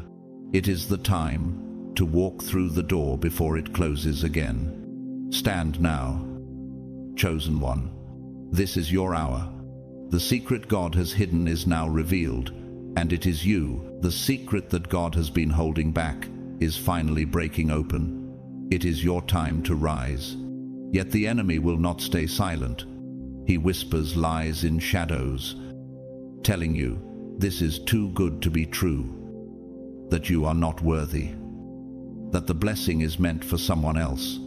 But you must silence those voices. You are worthy because God himself has declared it. You are chosen because his call rests upon you. The prophet Isaiah wrote, "I took you from the ends of the earth. From its farthest corners I called you. I said, you are my servant. I have chosen you and have not rejected you." Isaiah 41:9. If he has spoken this over your life, who can cancel it? Who can overturn what the Lord has decreed? Now imagine for a moment a life where you do not merely survive the storms, but rise above them like an eagle locking its wings into the wind. Do you not see how the eagle waits, patient and still, until the invisible current carries it to heights unreachable by flapping alone? That is the picture of the life God is guiding you into. Every step directed, every decision clear, every breath filled with purpose. And the question is, are you ready to stop striving and start soaring? This is not only about wealth or health, It is about a life so abundant that it spills into the lives of others. Your healing will not remain your own. It will echo in the hearts of those who watched you suffer. Your breakthrough will not only set you free, it will break chains for those who once thought freedom impossible. As Jesus said, "You are the light of the world. A city set on a hill cannot be hidden." Matthew 5:14. Could it be that your success, your faith, your radiance is not only for you but to illuminate the way for countless others? Pause here. Close your eyes if you must. Picture the unseen doors God is already unlocking. Hear the clatter of chains falling. See the floodgates of blessing bursting open. Does this feel like imagination? Or does it stir something in your spirit that knows it is real? For the Lord declares, "For I know the plans I have for you, plans to prosper you and not to harm you, plans to give you hope and a future." Jeremiah 29:11. That future is not someday, it is beginning now. But transformation demande préparation. God's call is not only about arrival, but also about readiness. Are you willing to release the past, forgive the betrayers, and walk unburdened into tomorrow? Paul's words resound, forgetting what is behind and straining toward what is ahead. Philippians 3:13. Like a tree that must shed its withered leaves before new blossoms can grow. You must release what once drained your life. The old has already served its purpose. The new is waiting to emerge. Think of Esther, the orphaned girl turned queen. She did not understand why she was placed in the palace until the hour of crisis came. In that moment, she chose to risk everything, and her courage saved a nation. And who knows but that you have come to your royal position for such a time as this? Esther 4:14. Do you realize that your own placement, your job, your relationships, even your trials may be the exact positioning for a breakthrough far bigger than yourself? The natural world teaches this mystery. The caterpillar cannot imagine the wings waiting inside its struggle. The seed, buried in darkness, cannot fathom the tree it will one day become. What if your pain, your tears, your unanswered prayers were never endings but sacred soil where resurrection life is germinating? And let me bring you to another echo of truth. In Beethoven's Symphonie No. Woo, the opening 4 notes crash like fate knocking on the door. Many critics said those notes symbolized destiny itself, inescapable, indéniable. Is it not the same with the call of God? It strikes again and again, until your soul cannot ignore it. Beloved, this secret is not fantasy, not delusion. It is the divine appointment written over your life. The heavens are already aligning, opportunities already forming. You may even feel it now, a holy restlessness, a pull that something greater is approaching. Jesus himself promised, "I have come that they may have life, and have it to the full." John 10:10. That fullness is breaking in, and it is unstoppable. Chosen one, this is your moment. Do not shrink back. Do not doubt your worth. Stand now. Rise into the destiny God has unveiled. The secret is out, and the world will see it through you. That stirring inside you is not random. It is God adjusting the frequency of your spirit, tuning you like an instrument before the grand performance. Do not dismiss it. Do not silence it. This is your moment. The alignment of eternity with your present reality. Perhaps you are asking, "I have heard promises before, why should I believe this one?" Because this is not a slogan. It is true. Look carefully at your life's architecture. Every crack you thought would collapse has only revealed a stronger foundation. Every storm you believed would drown you instead taught you to breathe in deeper waters. Was that chance? Or was that divine favor carrying you? God's word declares, "Be strong and courageous. Do not be afraid, do not be discouraged. For the Lord your God will be with you wherever you go." Joshua 1-9. Can you recall the moments when you thought you would not make it? Yet strength beyond your own appeared. When every visible door slammed shut, did not another open? Often in places you never expected. That is not coincidence, it is resonance. The vibration of heaven intersecting with your story. And it is about to happen again, greater than ever before. Think of life like the physics of resonance. When a structure is struck at its natural frequency, it begins to vibrate with unstoppable force. Right now, your soul is being struck with heaven's frequency, and you are beginning to shake with purpose. Will you resist the trembling, or will you let it carry you into new dimensions? Stay alert, for the signs will not always arrive with trumpets and lightning. They will come quietly, the unexpected phone call, the sudden connection, the door you thought locked forever, swinging open with ease. These are not random. These are heavenly blueprints manifesting in real time. Jesus himself promised, "What is impossible with man is possible with God." Luke 18:27. The impossible is not future tense. It is already breaking into your present.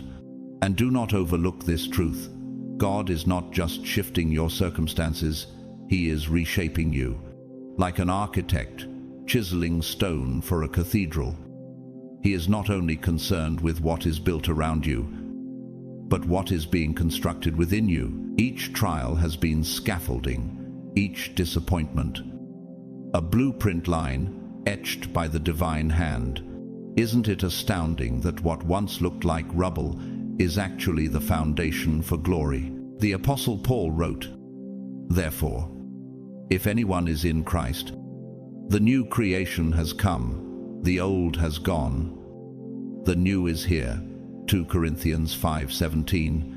Do you see it now? This isn't just about what is coming, it is about who you are becoming. History itself echoes this. The late Václav Havel, poet and president of the Czech Republic, once said, "Hope is not the conviction that something will turn out well, but the certainty that something makes sense, regardless of how it turns out." His words remind us that transformation begins not with visible results, but with alignment of purpose.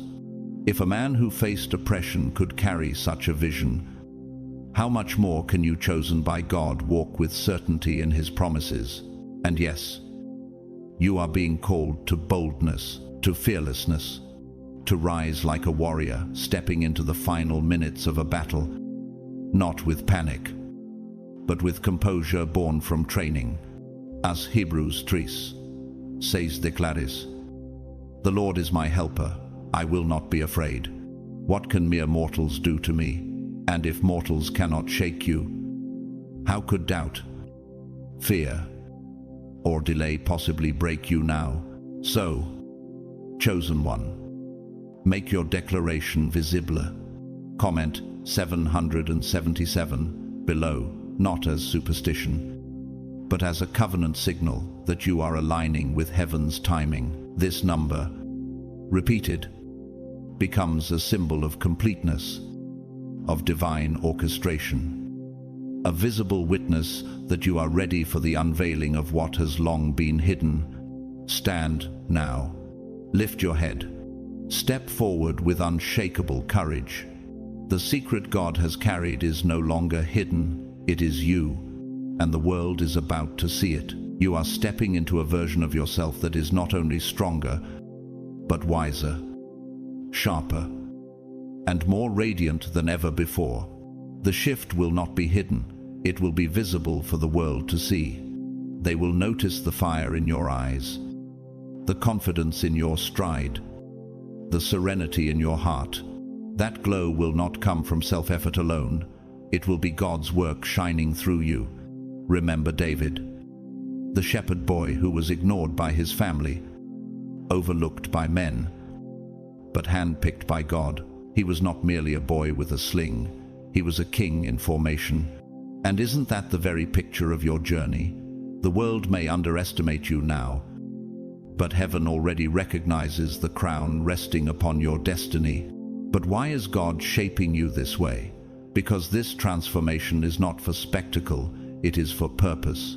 God is preparing you to lead, to inspire, to heal, to be a vessel through which his kingdom moves. The Apostle Paul declared, "We have this treasure in jars of clay to show that this all-surpassing power is from God and not from us." 2 Corinthians 4-7. When people ask in amazement, "How did this happen?" your answer will be simple: "This is not my doing, but his." Your finances will shift so that generosity flows like a river. Your health will be restored so that energy fuels your dreams. Your heart will be healed so that love overflows into places once marked by pain. Pause for a moment and ask, how powerful will your testimony become when others realize that what broke you yesterday has become the very light that leads them today? Jesus himself said, "You are the light of the world. A city on a hill cannot be hidden." Matthew 5:14. Your story will be that light, not hidden, but elevated. And here is a truth we often forget: the enemy never remains silent. He will throw distractions, doubts, fears, and temporary setbacks in your path. But those are nothing more than static noise compared to the resonance of God's promise.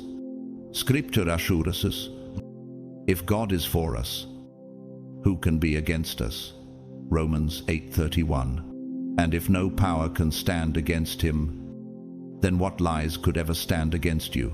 A modern example: Malala Yousafzai, the young Nobel Peace Prize laureate who faced violence and hatred but rose to become a global voice for education.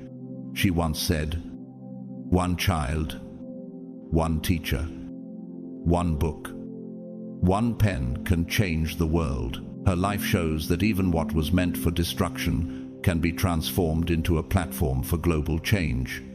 If God could take a wounded girl and turn her story into hope for millions, how much more can he magnify your journey?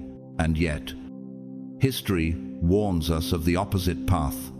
Take King Herod, who feared losing his power. In his insecurity, he ordered the massacre of innocents, staining his reign with blood and cruelty. His name is remembered not for triumph, but for tyranny, not for building, but for destroying. What a tragic contrast to the chosen ones who embrace God's call. Does it not reveal how vital it is to stand firmly in obedience rather than be consumed by fear? But here is your anchor. God is not asking you to carry this transformation on your own strength. When you feel weak, he becomes your power. When confusion clouds your mind, he is your clarity. When weariness weighs on you, he becomes your rest. As he promised, "My grace is sufficient for you, for my power is made perfect in weakness." 2 Corinthians 12-9. Isn't it liberating to know that this new version of you is not self-made, but spirit-forged? So, chosen one, rise into this moment. Stand firm. Release doubt. Let go of fear. Align yourself with heaven's decree. The secret is no longer hidden, it is revealed in you. This is your hour. Walk as the testimony. Live as the proof. Stand now. For the world will soon see the mark of God upon your life. Now pause again. Feel the weight of this moment pressing upon your soul, like the silence before a storm. This is not just a message, it is a divine summons. Arriving at the exact second your spirit was ready to receive it. The secret God has carried in silence is now revealed. You are his chosen. And your breakthrough is unfolding now. Will you dare to believe it? Will you rise to walk in it? Every step you've taken, every season of tears, Every lesson carved into your soul was preparing you for this exact hour. God is not improvising with your life. He is orchestrating it like a symphony already written in eternity. His word promises, "All these blessings will come on you and accompany you if you obey the Lord your God." Deuteronomy 28:2. Could it be that the blessings you've been waiting for are already in motion, already moving toward you, like waves rushing toward the shore? Think of Noah. The world laughed as he built an ark on dry land. He chose God's voice over the world's noise. And when the rains finally poured, he was ready. Is that not the same with you right now? The world may not understand the holy work you're building in silence, but heaven says it, and soon the flood of blessings will not be a rumor, it will be reality. But here lies the greater truth. These blessings are not only for your survival, but for your overflow. Freedom is coming. Freedom from lack. Freedom from worry. Freedom to live the life God designed for you. Jesus declared, "I have come that they may have life, and have it to the full." John 10:10. Not a life of scraping by, but a life of abundance. Will you embrace it? Or will you let doubt steal what has already been promised? Nature itself reflects this mystery. The bamboo spends years growing invisible roots before it ever breaks through the soil. But when it does, it shoots upward with unstoppable speed. Isn't that your story?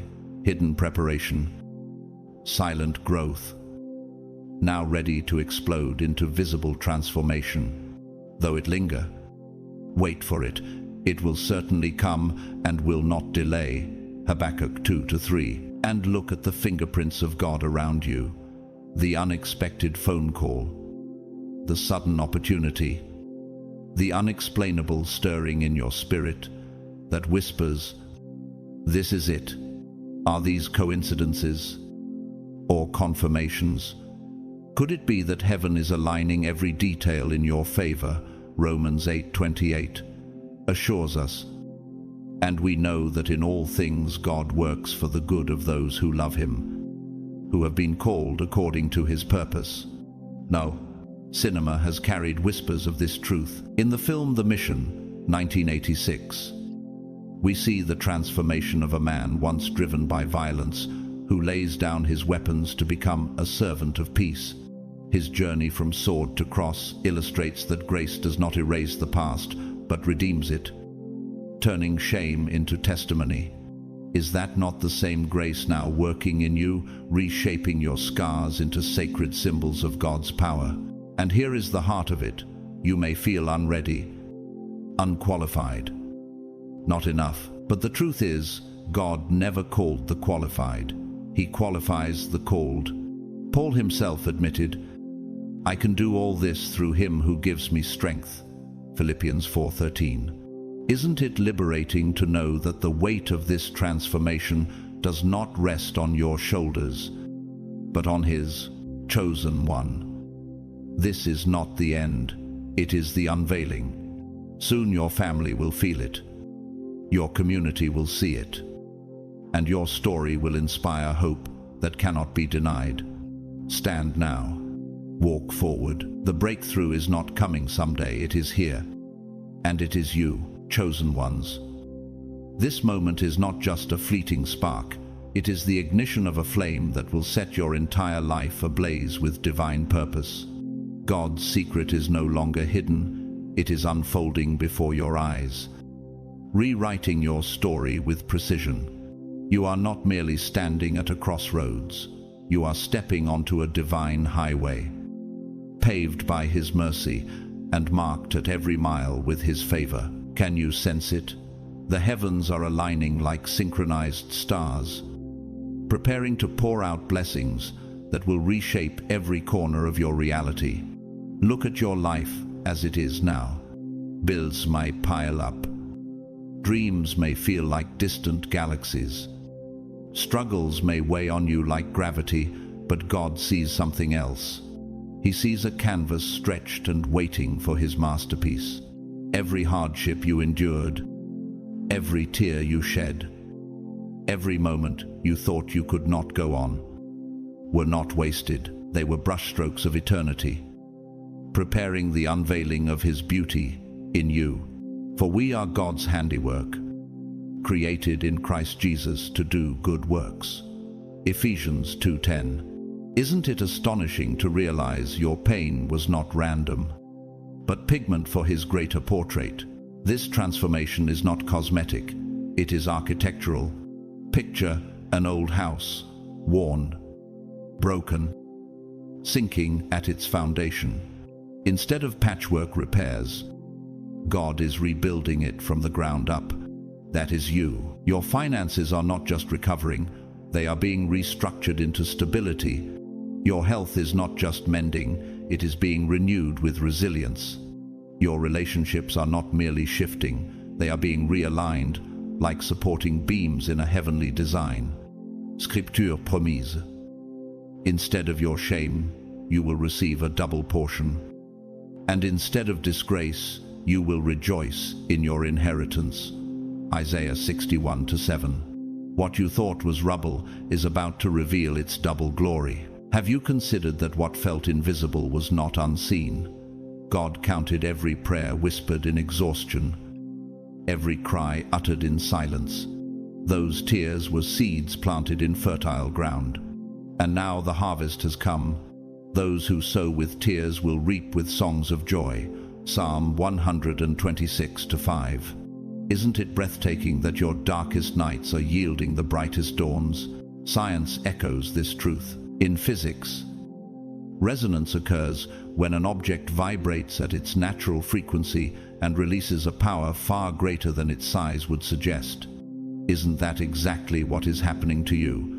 Heaven has struck the tuning fork of your soul, and you are vibrating with a strength that cannot be contained. The world will soon hear the song of your breakthrough, and history offers us modern witnesses. Howard Schultz, the man who built Starbucks from a single coffee shop into a global symbol. He grew up in poverty, often ashamed of his background, yet he once said, "Dream more than others, think practical. Expect more than others, think possible." If a man could rise from obscurity with vision and persistence, how much more can you, chosen and empowered by the living God, rise into the fullness of your divine calling? But Scripture also warns, transformation comes with responsibility. Moses was once a fugitive, flawed and uncertain, yet chosen to lead. God revealed Himself not in palaces, but in a burning bush, turning weakness into assignment. Does that not mirror your story? You were not chosen because you were perfect, but because you were willing. And the Lord reminds us, "My grace is sufficient for you, for my power is made perfect in weakness." 2 Corinthians 12:9. Chosen one. The blueprint is complete, the foundation laid, the structure rising.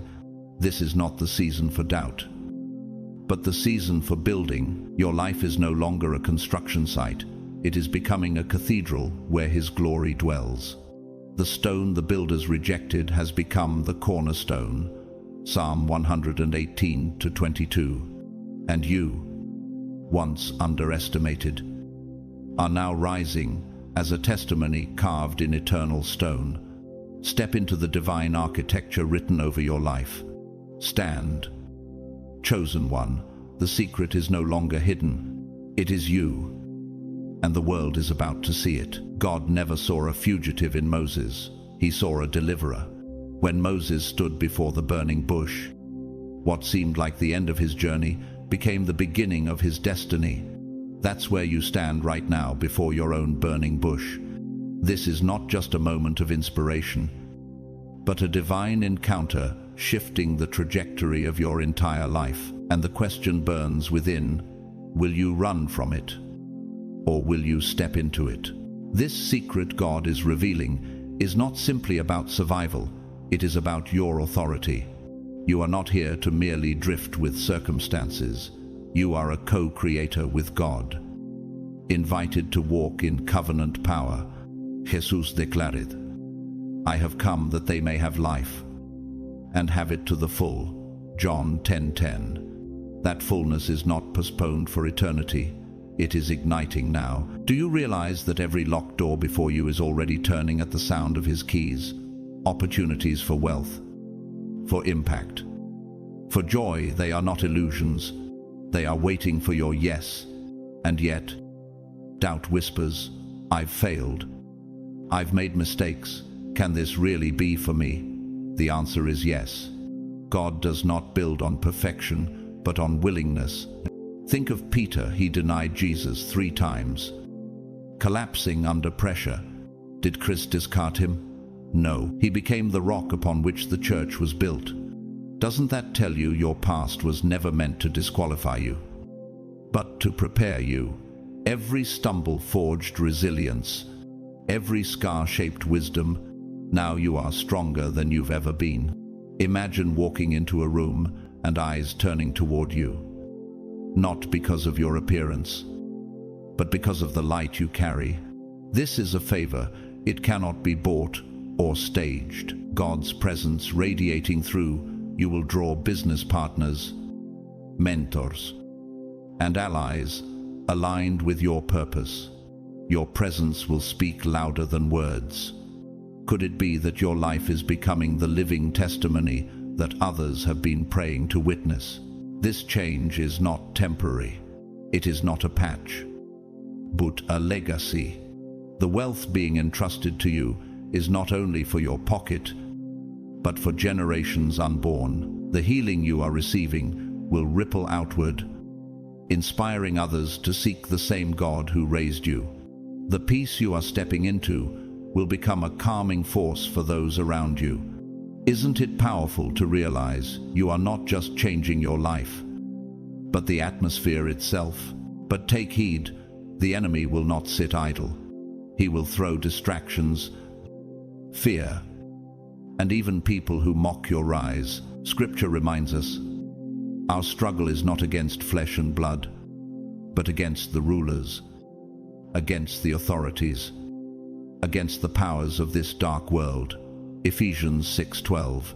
When resistance comes, will you see it as an attack, or as confirmation that you are moving in the right direction? To understand this tension, look at history's warning.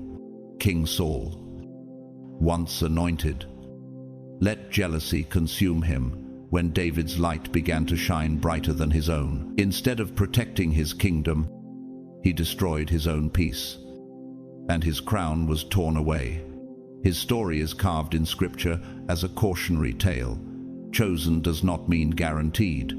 Do you see the danger of letting insecurity sabotage what God has promised? Yet God assures you, no weapon forged against you will prevail. Isaiah 54:17. Even in your weakest hour, his strength covers you. The Apostle Paul declared, "My grace is sufficient for you, for my power is made perfect in weakness." 2 Corinthians 12:9. Your authority does not rest on what you can carry, but on who carries you. Modern voices echo this truth. The humanitarian Mother Teresa once said, "I alone cannot change the world, but I can cast a stone across the waters to create many ripples." Her life showed how humility can transform into unstoppable influence. If one woman, armed only with faith and compassion, could impact millions, how much more can God do through you, his chosen vessel of authority and light? Chosen one. The signals are everywhere. The idea that suddenly lit your mind, the person who crossed your path unexpectedly, the stirring in your heart you cannot shake. These are not accidents. They are divine signals guiding you forward. Will you overthink them? Or will you act in faith? Will you hesitate? Or will you step boldly into the doors God is flinging open? This is not about what you will gain. It is about who you are becoming. Stand now. Step forward. Claim the authority God has written over your life. The burning bush is before you, and this time You will not turn away. God is shaping you into more than a receiver of blessings. He is shaping you into a vessel of His power. This means you are not simply holding His gifts. You are carrying His very presence. Every step you take, every word you speak will soon radiate His glory, becoming a mirror of His faithfulness. Your life itself will testify that God's promises are never broken. Think of Daniel in the lion's den. The world expected to watch his destruction, yet God silenced the lions. That is your story. The things designed to devour you, debt, illness, betrayal, will now stand powerless. What was meant to be your end will be the beginning of your triumph. As the psalmist said, "The Lord will fulfill His purpose for me, your steadfast love, O Lord, endures forever." Psalm 138. Can you feel it? The hand of God hovering over your life, protecting, lifting, shielding. You're not waiting for God to move. He is already moving. The secret He could no longer keep is this: your breakthrough is inevitable. The plans He has written cannot be erased. Jeremiah 29:11 reminds us, "For I know the plans I have for you, plans to prosper you and not to harm you, plans to give you hope and a future." Doesn't that sound like the guarantee your soul has been aching for? Picture this: a life where fear no longer cages you. Each morning you rise not with dread but with anticipation, knowing every step is woven into His design. Every obstacle becomes a stepping stone, every setback a setup. Isn't it astonishing that what once crushed you will become the very platform you stand on? Nature itself echoes this truth. The salmon swimming upstream, against currents, against predators, against waterfalls. It pushes forward, not because the journey is easy, but because destiny demands it. Isn't that your story? Every resistance you faced was not to stop you, but to strengthen you for the harvest. And just as the salmon reaches the place it was born to multiply, you are reaching the place where your purpose will overflow into generations. And art has spoken of this transformation too, in Beethoven's Symphony No. 10. Jew. The ode to joy bursts forth after movements of struggle and tension. The music teaches us that joy is not born in the absence of conflict, but in triumph over it. Do you see the reflection? The melody of your life will not end in sorrow, but in a crescendo of glory. Because God Himself is the composer. The scriptures affirm it again: those who hope in the Lord will renew their strength. They will soar on wings like eagles. Isaiah 40:31. Imagine yourself as that eagle rising higher, catching the invisible winds of God's timing, carried not by effort, but by divine currents. Isn't it freeing to know you are not striving alone, but lifted? You have carried burdens for too long: worries about money, about health, about identity. Yet God whispers, "Cast all your anxiety on me because I care for you." 1 Peter 5:7. Picture a weary traveler laying down a pack that nearly broke his back, finally breathing freely in a meadow of rest. That is you now. The weights are being lifted, not because you earned it, but because you were chosen for a lighter path, chosen one. The fire of His presence is already igniting your bones. This is not only a promise, it is transformation alive in your veins. No weapon formed against you shall prosper. Isaiah 54:17. The heavens are shifting. The hand of God is moving, and your life is becoming a masterpiece of His design. Arise now. Do not shrink back. Do not doubt. You were born for this moment. Step into it and watch the glory of God blaze through your story. Your struggles are no longer the defining script of your life. They are only the prologue to your victory. What you thought was the final chapter was simply the opening overture. This moment is about divine alignment, about heaven pulling the scattered fragments of your story into perfect order. Imagine a clock whose gears had been misaligned for years, ticking unevenly, seemingly broken. Suddenly, every cog clicks into place and the mechanism comes alive with precise rhythm. That is your life right now. Every decision, every encounter, every door opening is synchronizing with the rhythm of heaven.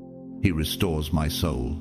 He guides me in paths of righteousness for his name's sake. Psalm 23:3. Can you feel it? The hidden structure of your story is being restored.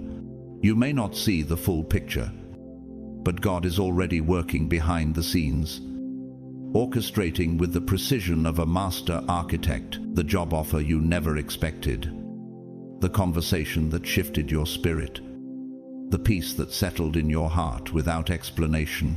These are his fingerprints. They are scaffolding being set in place for the cathedral he is building out of your life. Doesn't it move you to realize that what looked like chaos was only unrecognized construction? And here is the mystery. You are not chasing blessings anymore. They are chasing you. The psalmist declared, "Surely goodness and mercy shall follow me all the days of my life." Psalm 23:6.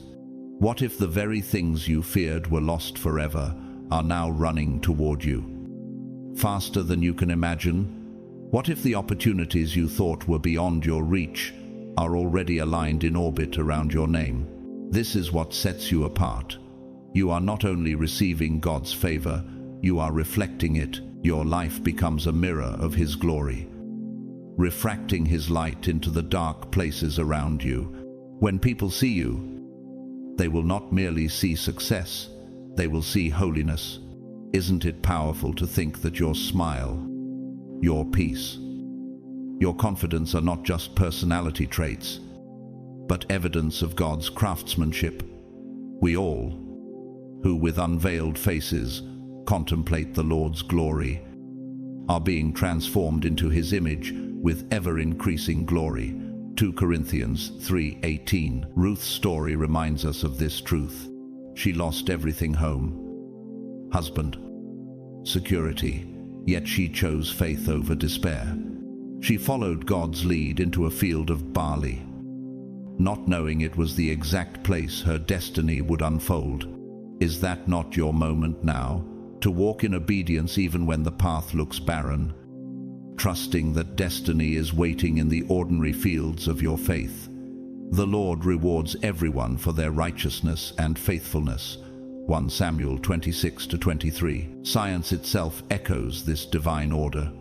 In physics, resonance occurs when frequencies align perfectly, causing small vibrations to build into waves of immense power. Right now, heaven's frequency is colliding with the frequency of your obedience, amplifying your impact. Doesn't it stir your spirit to realize that you are resonating with eternity? And the world has seen this reflected in unlikely places. Maya Angelou, the poet and activist whose early life was scarred by pain and silence, she once said, "You may encounter many defeats, but you must not be defeated." Her journey shows us that wounds can become wisdom, and silence can become song. If she could rise from rejection to become a voice for millions, how much more will your life infused with God's Spirit become a testimony that no one can silence? But we must not forget the darker example. King Belshazzar of Babylon once feasted in arrogance, using the holy vessels of God's temple to toast his pride. That very night, the writing appeared on the wall, declaring his downfall. His kingdom was stripped, and his legacy became a cautionary tale. Doesn't this warn us of what happens when pride replaces reverence? And when men mock what God has consecrated? Chosen one, hear this: the Lord will perfect that which concerns me. Your mercy, O Lord, endures forever. Psalm 138. The gears of heaven are already turning in your favor. The blueprints are complete. The walls are rising, and your life is becoming not a ruin, but a sanctuary where His glory will dwell. Step into alignment. This is not the echo of a distant promise. It is the reality unfolding before your eyes. The prologue is over. The story of victory has begun. You are standing in your own field of favor right now. The ground beneath you is not barren. It is seeded with promise. God is guiding you into places, toward people, and into opportunities that will rewrite your future with His fingerprints. Trust His leading, even when it feels unfamiliar. For unfamiliar paths often lead to extraordinary destinations. Trust in the Lord with all your heart, and lean not on your own understanding. In all your ways, submit to Him, and He will make your paths straight. Proverbs 3:5-6. Can you feel the path beneath your feet beginning to straighten? This secret God is revealing is about your influence. You were not created simply to survive storms. You were chosen to shift atmospheres. Your words carry weight. Your actions ripple outward. Your faith ignites others. Even when you are unaware, someone is watching your life and drawing strength from your story. Isn't it astonishing to think that your quiet endurance may be the very thing keeping another person from giving up? You may feel ordinary at times, but that feeling is a lie. God does not settle for the ordinary. He transforms the ordinary into extraordinary. Remember Gideon, who hid in fear, yet God called him mighty warrior. Judges 6:12. God is calling out the same hidden strength in you. Do you realize that He sees in you what you have not yet dared to believe about yourself? Every hidden potential, every dormant seed, every untapped gift is now being summoned into the light. Picture this: a life where every morning feels like a new beginning, a life where faith, not fear, makes the final decision, a life where uncertainty no longer chains you, because God's covering has already gone before you. Didn't Jesus Himself say, "In this world you will have trouble, but take heart, I have overcome the world"? John 16:33. If He has already overcome, then are you not walking in a battle that is already won? This transformation is not vague or abstract. It is practical and tangible. Expect letters of provision arriving when you least anticipate them. Expect doors to swing wide in places where you thought the hinges were rusted shut. Expect your mind to grow sharper, your body to grow stronger, your heart to grow steadier. God's blessings are not just feelings. They are realities that will rewrite your days. Isn't it breathtaking to imagine that even the smallest details of your life are being reordered into divine abundance? And history offers modern witnesses of this truth. Nelson Mandela, once imprisoned for decades, yet refusing to let bitterness define him, he famously said, "I never lose. I either win or learn." His life proves that hardship is not a wall but a womb, a place where new strength is born. If God could raise such resilience from a prison cell, how much more will He raise you from the trials you thought would bury you? But Scripture also gives us warnings through those who misused their influence. Think of Pharaoh, who hardened his heart against God's command through Moses. His pride not only destroyed him, but devastated his nation, drowning his army in the Red Sea. What does this teach us? That resisting God's call is not only costly for the individual, but catastrophic for everything connected to them. Could it be that your obedience, unlike Pharaoh's rebellion, is the very key that will unlock deliverance for those around you? Your power does not lie in human weapons or strategies. Like David before Goliath, you stand with greater authority. You come against me with sword and spear, but I come against you in the name of the Lord Almighty. 1 Samuel 17:45. Isn't that the posture of your spirit now? No sword in your hand, Yet, victory, already written in heaven's decree. So keep moving. That idea burning in your heart is not random, it is divine instruction. That conversation you have avoided is not trivial, it is a doorway. That prayer you were too weary to speak is not wasted, it is still shaping your tomorrow. For the Lord has promised, no good thing does he withhold from those whose walk is blameless. Psalm 84:11. Chosen one. Stand, now. Step forward. You are not waiting for favor, you are walking in it. The field of destiny is under your feet, and the world is about to see the harvest God has planted within you. This isn't just about what is unfolding in front of you now, it is about where God is taking you. His secret is a road map, not drawn with human ink, but inscribed in eternity, guiding you into a future that eclipses your past. Every dream you buried, every hope you thought was lost, God is resurrecting. He is not merely restoring what slipped through your hands, He is multiplying beyond what you imagined. See, I am doing a new thing, now it springs up. Do you not perceive it? Isaiah 43:19. Can you sense the stirring in your spirit? The anticipation of something breaking forth? Think of Lazarus, wrapped in grave clothes for 4 days. Jesus didn't just return him to the life he lost. He gave him a new life with a louder testimony. That's you now. The dreams you thought were too far gone, your confidence, your joy, your purpose are rising again. Isn't it astonishing that God calls you out of tombs you thought sealed forever, into a future radiant with His glory? And here is the key. Your faith is the spark. Scripture affirms, without faith it is impossible to please God, because anyone who comes to Him must believe that He exists and that He rewards those who earnestly seek Him. Hebrews 11:6. Do you realize that your belief right now is unlocking doors long prepared in heaven's blueprint? The very act of trusting is releasing rewards designed for this exact season. Now picture the impact of your rise. When you step fully into God's plan, it won't just transform your life. Your family will feel the overflow.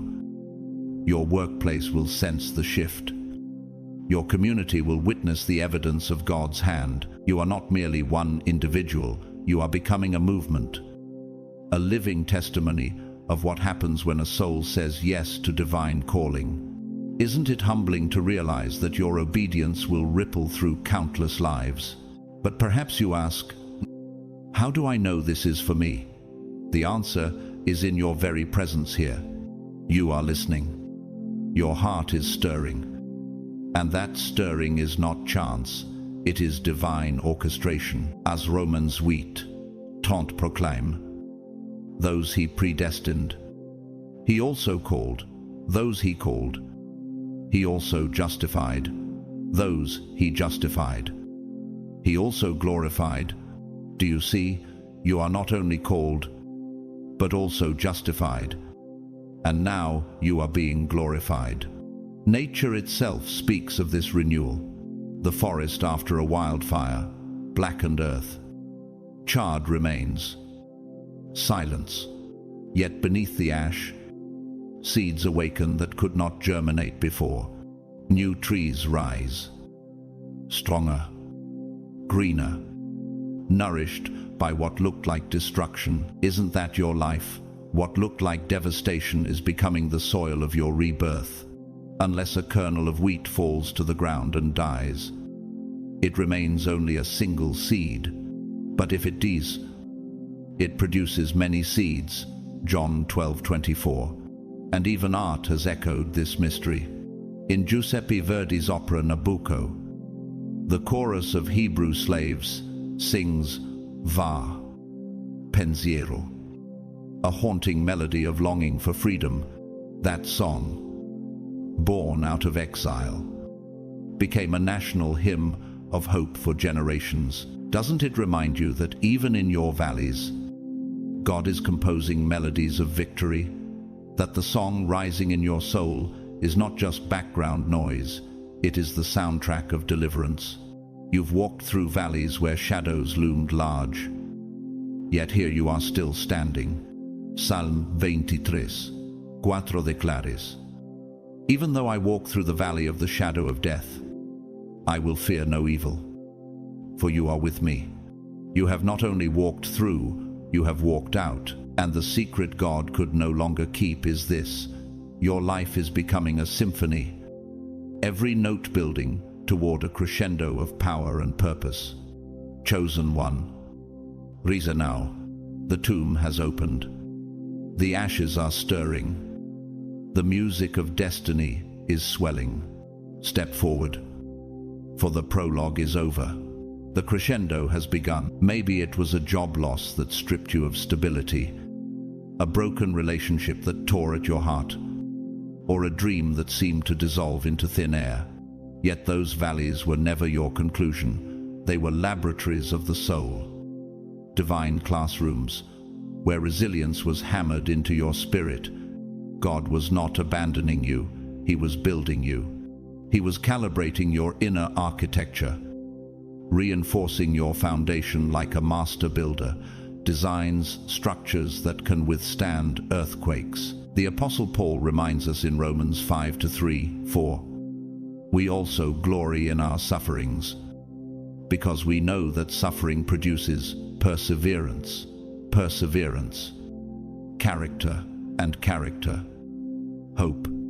Can you see how every tremor of your life was really a rehearsal for glory? Now you stand on the incline of the mountain, the horizon opening wide before you, and the view from the summit is breathtaking. Your breakthrough is not some distant illusion. It is the apex, the moment when preparation collides with fulfillment. But here lies the question: will you have the strength to step into it fully? This divine shift is not about noise, it is about clarity. Imagine the field of quantum physics, where particles once in chaos suddenly collapse into sharp definition. So it is with your life. Psalm 119, 105 declares, "Your word is a lamp for my feet, a light on my path." What was once obscured by fog, fear, and doubt is now illuminated with piercing precision, as though heaven itself turned the frequency of your destiny to high resonance. Think of those nights when you prayed until your tears dried, when silence was your only companion, when faith felt like the last fragile thread you held. Did you believe they went unnoticed? Not to God. Every unseen sacrifice was recorded in His eternal ledger. Every act of obedience, though invisible to men, reverberated through heaven like sound waves through the cosmos, creating resonance that now echoes back as blessing. Galatians 6:9 assures us, "Let us not become weary in doing good, for at the proper time we will reap a harvest if we do not give up." What if your harvest is closer than you think? And now comes the unveiling. God is about to reveal what He has been constructing within you in silence. You are not just rising, you are radiating. Your life is becoming an antenna of divine frequency, broadcasting the reality of God's promises.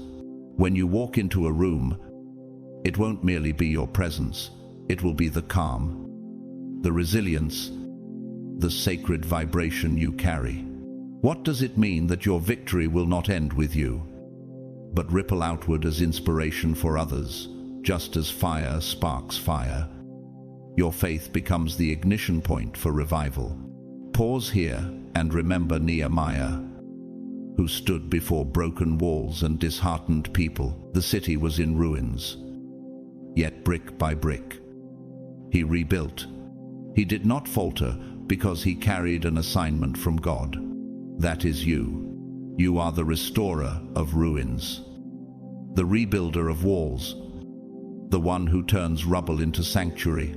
Isaiah 58:12 affirms, Your people will rebuild the ancient ruins and will raise up the age-old foundations. You will be called repairer of broken walls, restorer of streets with dwellings. Could it be that the very pain you endured was the blueprint for the walls you are now called to restore? Chosen one, rise now. This is not the time to shrink back. This is the hour to step forward, to walk in the radiance already ignited within you. Like a symphony reaching its crescendo, your life is moving into divine harmony, where every note finds its place. Every silence carries weight, and every movement leads to glory. The breakthrough is not coming, it is here. Stand tall, because the world is about to see what heaven has always known. You were never forgotten. You were always chosen. Your life might feel like broken walls, finances collapsing, relationships scattered, dreams lying in fragments on the ground. Yet hear this: God has not abandoned you to ruins. He is placing tools in your hands, divine instruments of rebuilding, and what you construct in this season will stand firmer than any structure that fell. These aren't just random events, they are the blueprint of a legacy, because what God is building through you isn't confined to today. It is a foundation that will echo into generations. This is about legacy. Chosen one. You're planting seeds that will bloom long after you've left the field. The wealth that is being prepared for you isn't just for your comfort, it is for your children, for your community, for the restoration of futures that they thought were lost. The healing you are stepping into is not just your testimony, it is the evidence that others can rise as well. Ecclesiastes 3:11 declares, "He has made everything beautiful in its time." And now the Spirit whispers your time is unfolding, and it is beautiful. But the question arises, are you ready to carry what you once prayed for? Maybe you've doubted. Maybe you've asked, what if I'm not ready? But hear me, God never calls before He equips. Every sleepless night was training. Every tear was not wasted, but turned into instruction. Every obstacle was a silent teacher, preparing you for this exact hour. You are not walking into this blindly. You are walking in with the full weight of heaven behind you. Can you feel it? The preparation that once felt like pain is now being revealed as strength. Imagine this shift, a life where each decision feels guided, each step infused with holy precision. No longer do you second guess, because you sense God's breath in every movement. That is what's unfolding. Clarity instead of confusion, direction instead of wandering. Isaiah 40:31 assures us, "Those who hope in the Lord will renew their strength. They will soar on wings like eagles." Chosen one, you are not just walking, you are about to soar. And yet, this soaring isn't only about you. It is about the ripple effect that touches everyone in your orbit. When the financial breakthrough arrives, it won't stop with your account. It will ignite the dreams of others. When your health is restored, your endurance will inspire someone who is still in the hospital bed. When your faith rises again, it will spark flames in those whose hearts have gone cold. You are not just a person, you are a movement, a living signal of God's glory carried into the world. But understand this, every light attracts resistance. The enemy will send distractions, doubts, even trials that claw at your resolve. Yet these are shadows without substance, for you have already walked through nights darker than this. You've already proven that storms cannot drown you. 2 Corinthians 4:8-9 says, "We are hard-pressed on every side, but not crushed, perplexed, but not in despair, persecuted, but not abandoned, struck down, but not destroyed." Do you hear the echo of that truth? You are unbreakable, not because of your power, but because God Himself surrounds you on the world stage. Testimonies mirror this truth. Look at Tyler Perry. Once a homeless man living in his car, rejected and overlooked by many, yet he kept writing, kept believing, and kept pushing forward until the world could no longer ignore his gift. Today, he is not only a successful filmmaker, but also a builder of opportunities for countless others. If a man in the world can turn homelessness into a house of influence, how much more can you, chosen by heaven, rise with God's hand upon your life? So, pause here, feel the weight of it. You are not just surviving, you are radiating.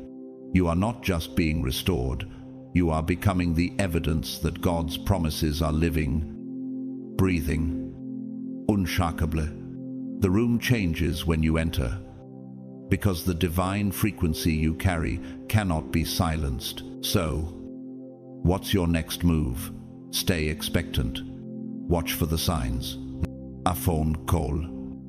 An idea. A connection that feels like divine timing. These aren't coincidences. They're the fingerprints of heaven, pressing gently on your path. Trust your inner resonance. Because faith has a frequency, and when you tune into it, you begin to hear what others miss. Act with courage. Because every step you take now is aligning you closer to the architecture of the life God already designed for you. This is not a hesitation season. It's an acceleration season. Your moment is not in the future. It is here. Think of how the river knows its way to the ocean. It doesn't rush. It doesn't panic. Yet every drop inevitably finds its destination. That's your life right now.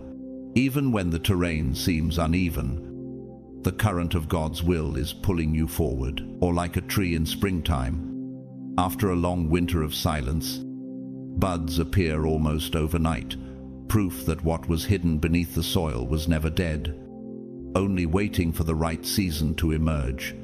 That's your destiny, quietly rooted, now bursting into sight. But can you recognize the season you are in? Or are you still looking for proof when the evidence is already before your eyes? This transformation is about stepping into your authority. You are not just a participant in God's divine unfolding, you are a partner, a co-creator. Heaven places tools in your hands. Just as a master architect lays out blueprints, you're being asked not just to dream, but to construct. Not just to wait, but to build. Your words carry the resonance of creation. Your actions send ripples like vibrations across the fabric of eternity. If heaven has given you the blueprint, will you dare to build what others cannot see yet? Deborah, the prophetess and judge who rose in a time of uncertainty. She didn't wait for validation from others. She trusted God's call and acted with boldness. That's your role now, whether in your family, your workplace, or your community. Leadership is not in a title, but in obedience, your faith, your light, your courage. That's the authority heaven has given you. The great poet Dante, in the Divine Comedy, painted a journey where the soul had to leave the familiar dark woods and ascend toward light, guided, step by something greater than itself. That imagery isn't just medieval poetry, it's prophecy echoing in your own life. You're leaving the confusion of shadowed paths and moving toward the radiance of God's presence. And here's the question: are you willing to leave the woods behind, even if they've become familiar to you? And here's what's coming: a life of overflow, not survival. But abundance, not scarcity, but overflow to give, to heal, to restore.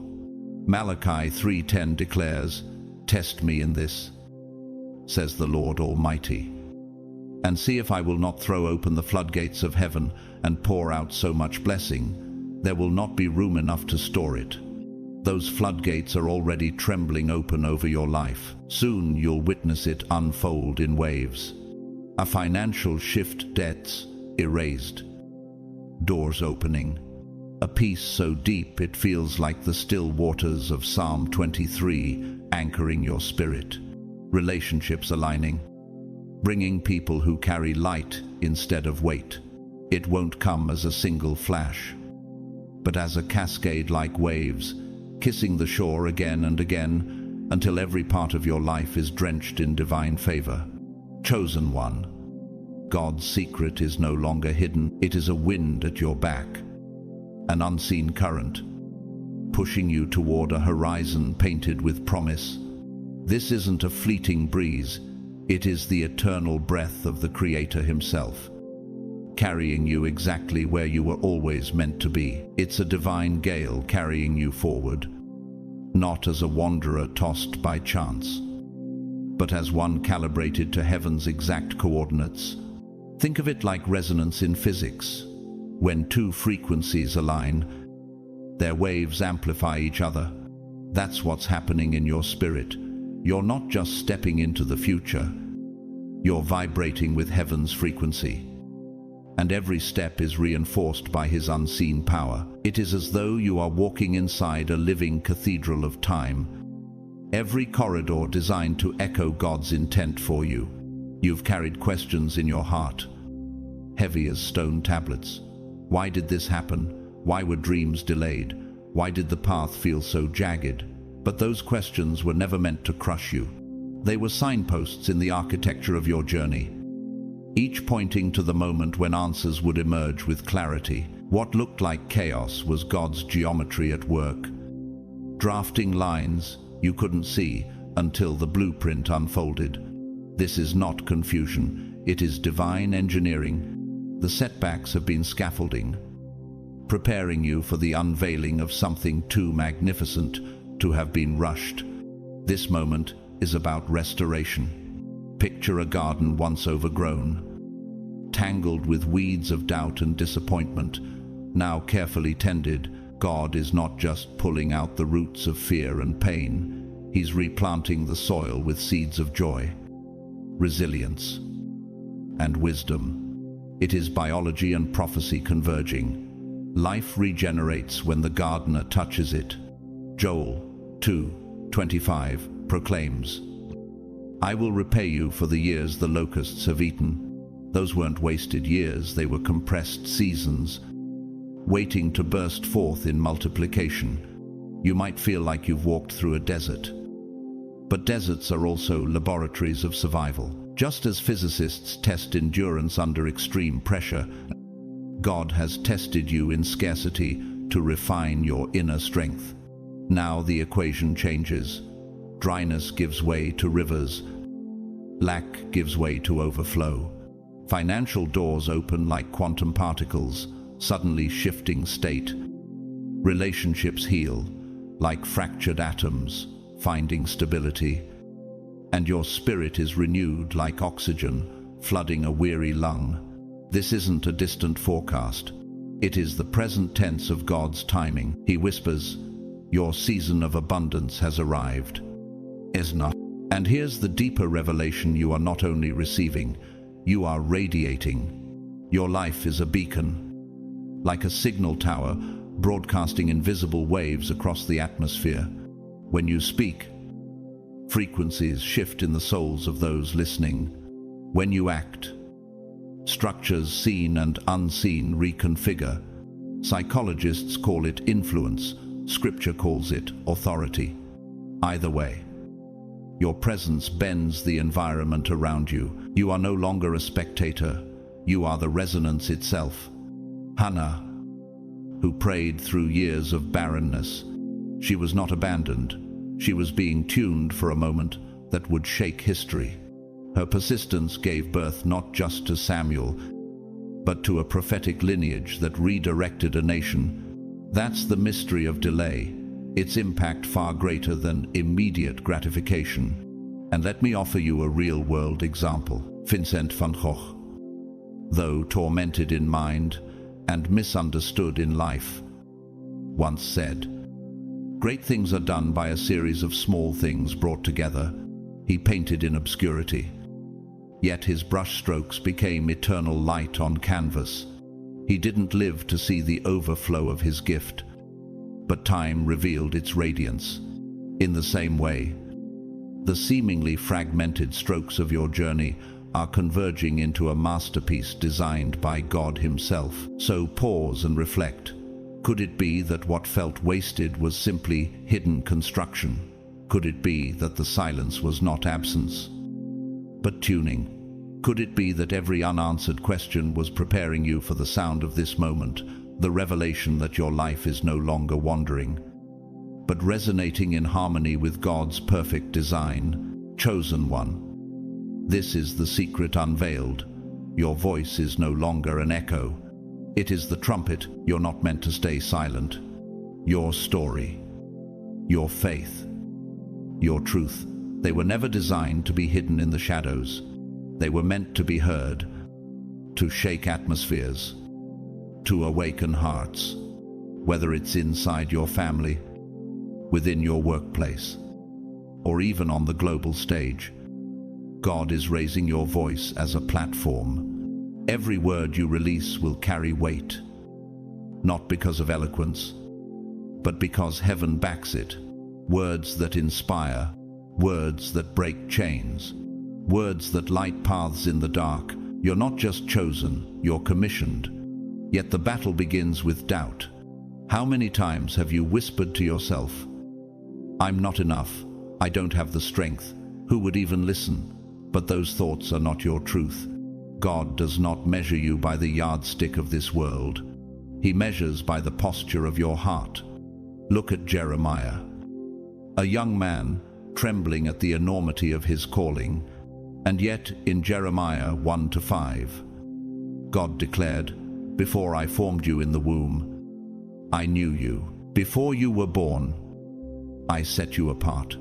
That's your reality. You were consecrated long before fear ever whispered. Think of the architect who draws blueprints for cathedrals centuries before they are built.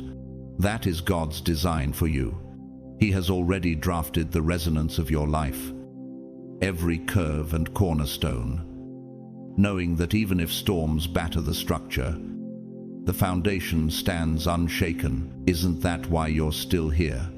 Why didn't every trial destroy you? Because His framework in you cannot collapse. And while we see heroes, let us not ignore villains. Bernie Madoff, once praised as a financial genius, his empire, built on deceit, collapsed into ruin, destroying thousands of lives and leaving his name synonymous with betrayal. That is the destiny of those who oppose truth. They rise fast but fall harder. Contrast that with you. Every challenge you've endured has not been a collapse but a recalibration. Proof that God is aligning you for something lasting. Now picture this. A life where every challenge transforms into opportunity, where obstacles no longer intimidate, but confirm that God's already cleared the unseen path. This is what's unfolding before you. Your confidence is not drawn from skill or wealth, but from covenant. Psalm 18:2 says, "The Lord is my rock, my fortress, and my deliverer." With Him as your foundation, nothing, no storm, no betrayal, no lie can shake you. And this is not just about today's provision. It is about tomorrow's inheritance.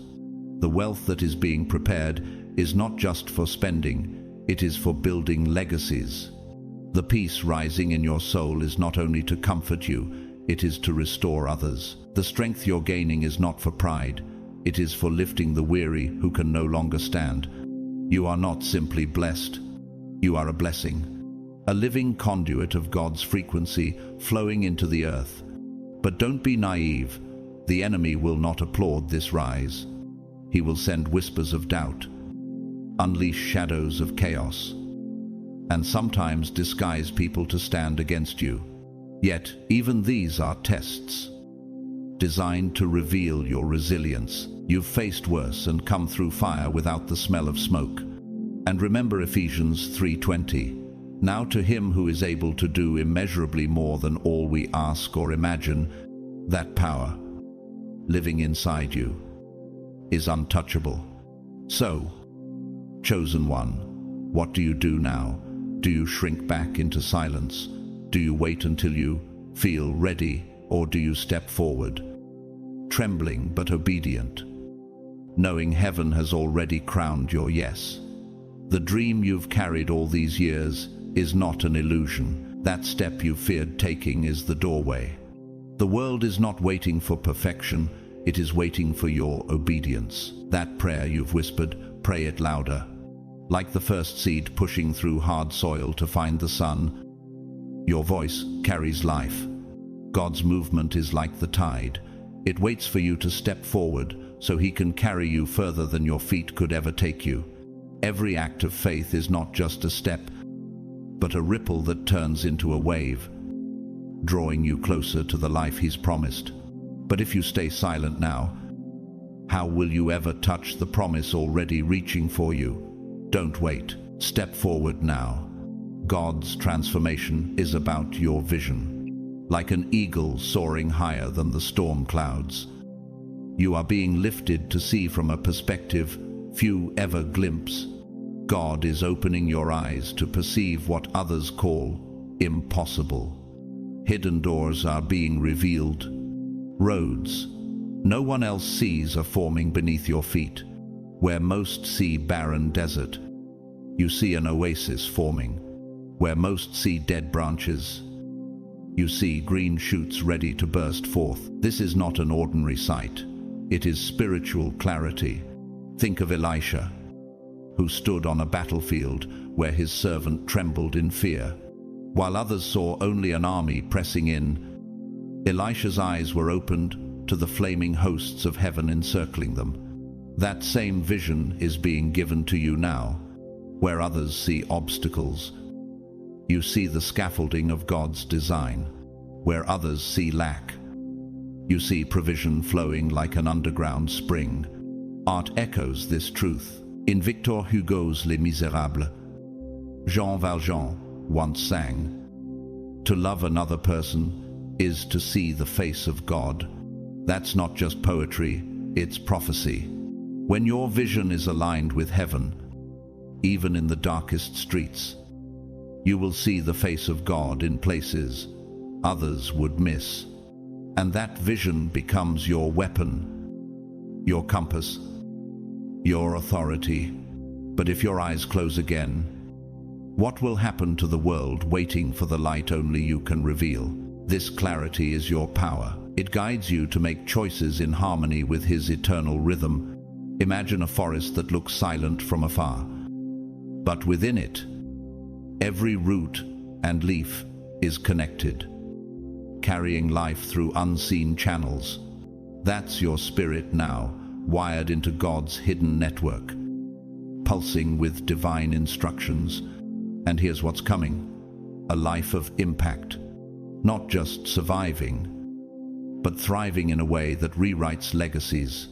Your success will fund visions that outlive you. Your healing will plant seeds of faith in those who have given up hope. Your obedience will ignite fires of revival in forgotten places. God is not just changing your circumstances. He is using you as the instrument of change for a generation. As Matthew 5:16 declares, "Let your light shine before others, that they may see your good deeds and glorify your Father in heaven." This is your call, not to hide, not to shrink back, but to radiate. And maybe you feel the urgency in your chest right now. That's not fear. That's destiny knocking. Can you sense it? It's why you're here. Why your soul leans forward at these words. Don't shrink back. Don't doubt. You were forged for this. Every trial was a hammer strike shaping you into a vessel of glory. And when blessings come, they will not trickle. They will crash like waves. First, a financial release that feels like a prison door breaking open. Then, a relationship was restored, filling cracks you thought were permanent. Then, a calling that blazes like fire through your bones. This is not a fleeting moment. It is a season of overflow. Every dimension of your life is about to be touched by the hand of God. Get ready. It has already begun. Chosen ones. God's secret is no longer hidden. It is the river beneath your feet, carrying you toward a shore of promise. And when you finally arrive at that shore, will you recognize that the current guiding you was never chance, but His hand all along? This is no small ripple. It is a current of eternity. It's not just a tide. It's a gravitational pull of eternity, sweeping you into a season where every moment vibrates with divine frequency. You're not drifting aimlessly like cosmic dust scattered in space. No. You're being carried like a satellite locked into orbit by the Creator's hand, pulled toward the exact coordinates where your purpose burns brightest. This is not randomness, it is resonance. Just as physics teaches that resonance amplifies sound when frequencies align, so your soul is now aligning with heaven's pitch, amplifying your destiny beyond recognition. This is your time to anchor in His architectural plan, the blueprint drafted before foundations of the earth were ever laid. You have faced storms, violent, merciless, chaotic storms that tested the tensile strength of your spirit, like a skyscraper swaying in hurricane winds. Every crash of the waves, every gust of the tempest threatened to pull you under. Yet in psychology, resilience isn't formed in calm, it's forged in trauma, recovery, where the mind learns new pathways. Spiritually, those storms weren't meant to drown you. They were divine laboratories, training you in navigation, showing you how to recalibrate when compasses broke, teaching you balance when everything shook. Now the waters are stabilizing, the chaotic oscillations settling into equilibrium, and your destination is breaking through the horizon. The breakthrough you longed for is closer than the next heartbeat. This divine moment is not collapse, it is awakening. Picture a seed buried beneath the dark compression of soil. On the surface, it looks lifeless, but underground, pressure activates cellular blueprints until a crack forms and life erupts toward the light. That's your spirit right now. God has been stirring latent DNA, igniting codes you didn't know were embedded within you. A clarity, a strength, a fire you never knew you carried is breaking the surface. As Psalm 139:14 proclaims, I am fearfully and wonderfully made. Your works are wonderful. I know that full well. You are not an accident. You are the Creator's magnum opus, His masterpiece. And He is unveiling you piece by piece like Michelangelo, chiseling the hidden David from a block of stone. You may have felt overlooked, as if history's spotlight passed you by, as though your sacrifices dissolved into silence. But nothing escaped heaven's surveillance.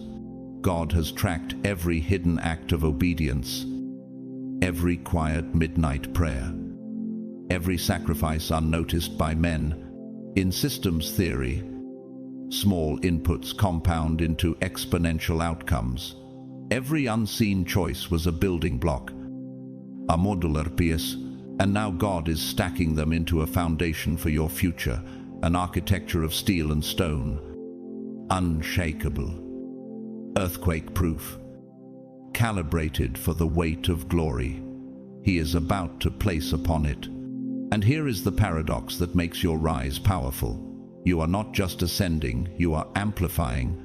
Your very existence is becoming a broadcast tower of faith, like a lighthouse piercing fog. Your peace shines as signal, your joy as frequency, your strength as resonance when you step through doors that only God could have unlocked. Observers will notice. Their eyes will not merely see you, they will see the reflection of Him. This truth was echoed by Steve Jobs, the visionary co-founder of Apple, who once said, "The people who are crazy enough to think they can change the world are the ones who do." Jobs was speaking of innovation, But heaven was always speaking of revelation. You, chosen one, are the evidence that divine impossibilities can become earthly realities. Think of Jonah, swallowed whole, entombed in the whale's belly where light vanished. It seemed terminal. Yet in physics, pressure does not only destroy it, also preserves. Deep under the ocean, where no man can breathe, God was incubating Jonah's second chance. That chamber wasn't his grave. It was his reset. And that's you. Those dark seasons you thought would suffocate you, they were protective cocoons. Those lowest points weren't your end. They were your recalibration, your holy redirection. Sopose. Breathe. Look back at the trajectory of your storms, your soil, your shadows. Every chaos was construction. Every silence was a strategy. Every collapse was choreography. God has been composing a symphony in frequencies the world could not hear, but you were vibrating with it all along. Chosen ones, the truth can no longer remain hidden because the hour has come. What God placed inside of you is not small, not ordinary, not accidental. It is the very secret of His kingdom breaking into the world through your life. Heaven has been silent long enough, but now the veil is lifted, and you are being called to step into the fullness of who you are. Every battle you endured, every tear you shed, every silent night when you thought God forgot you, it was all preparation for this moment of unveiling. This secret is not about power for yourself, but about becoming a living testimony of His glory. You are the evidence that God still raises the unlikely, still transforms the overlooked, still crowns the faithful in due season. And now, your life is the scroll others will read when they ask, does God still move today? Yes, because they will see Him in you. So, I urge you, chosen ones, if this message resonated in your spirit, if you feel the fire of recognition stirring inside, then act. Like this video, share it with those who need light, and comment below to seal your faith and alignment. Subscribe so you will not miss the next revelation heaven is preparing for you. These are not just words on a screen. They are divine instructions to help you rise into your assignment. To those who have supported you through, super thanks. I bless you with double honor. Your seed is seen, and your faith is recorded in heaven's ledger. And to every viewer, whether you gave or not, I extend my deepest gratitude. Your presence here is not coincidence, it is covenant. I leave you with this blessing. May the Lord surround you with favor as with a shield. May your hidden battles become visible victories. May your secret prayers erupt into public testimonies.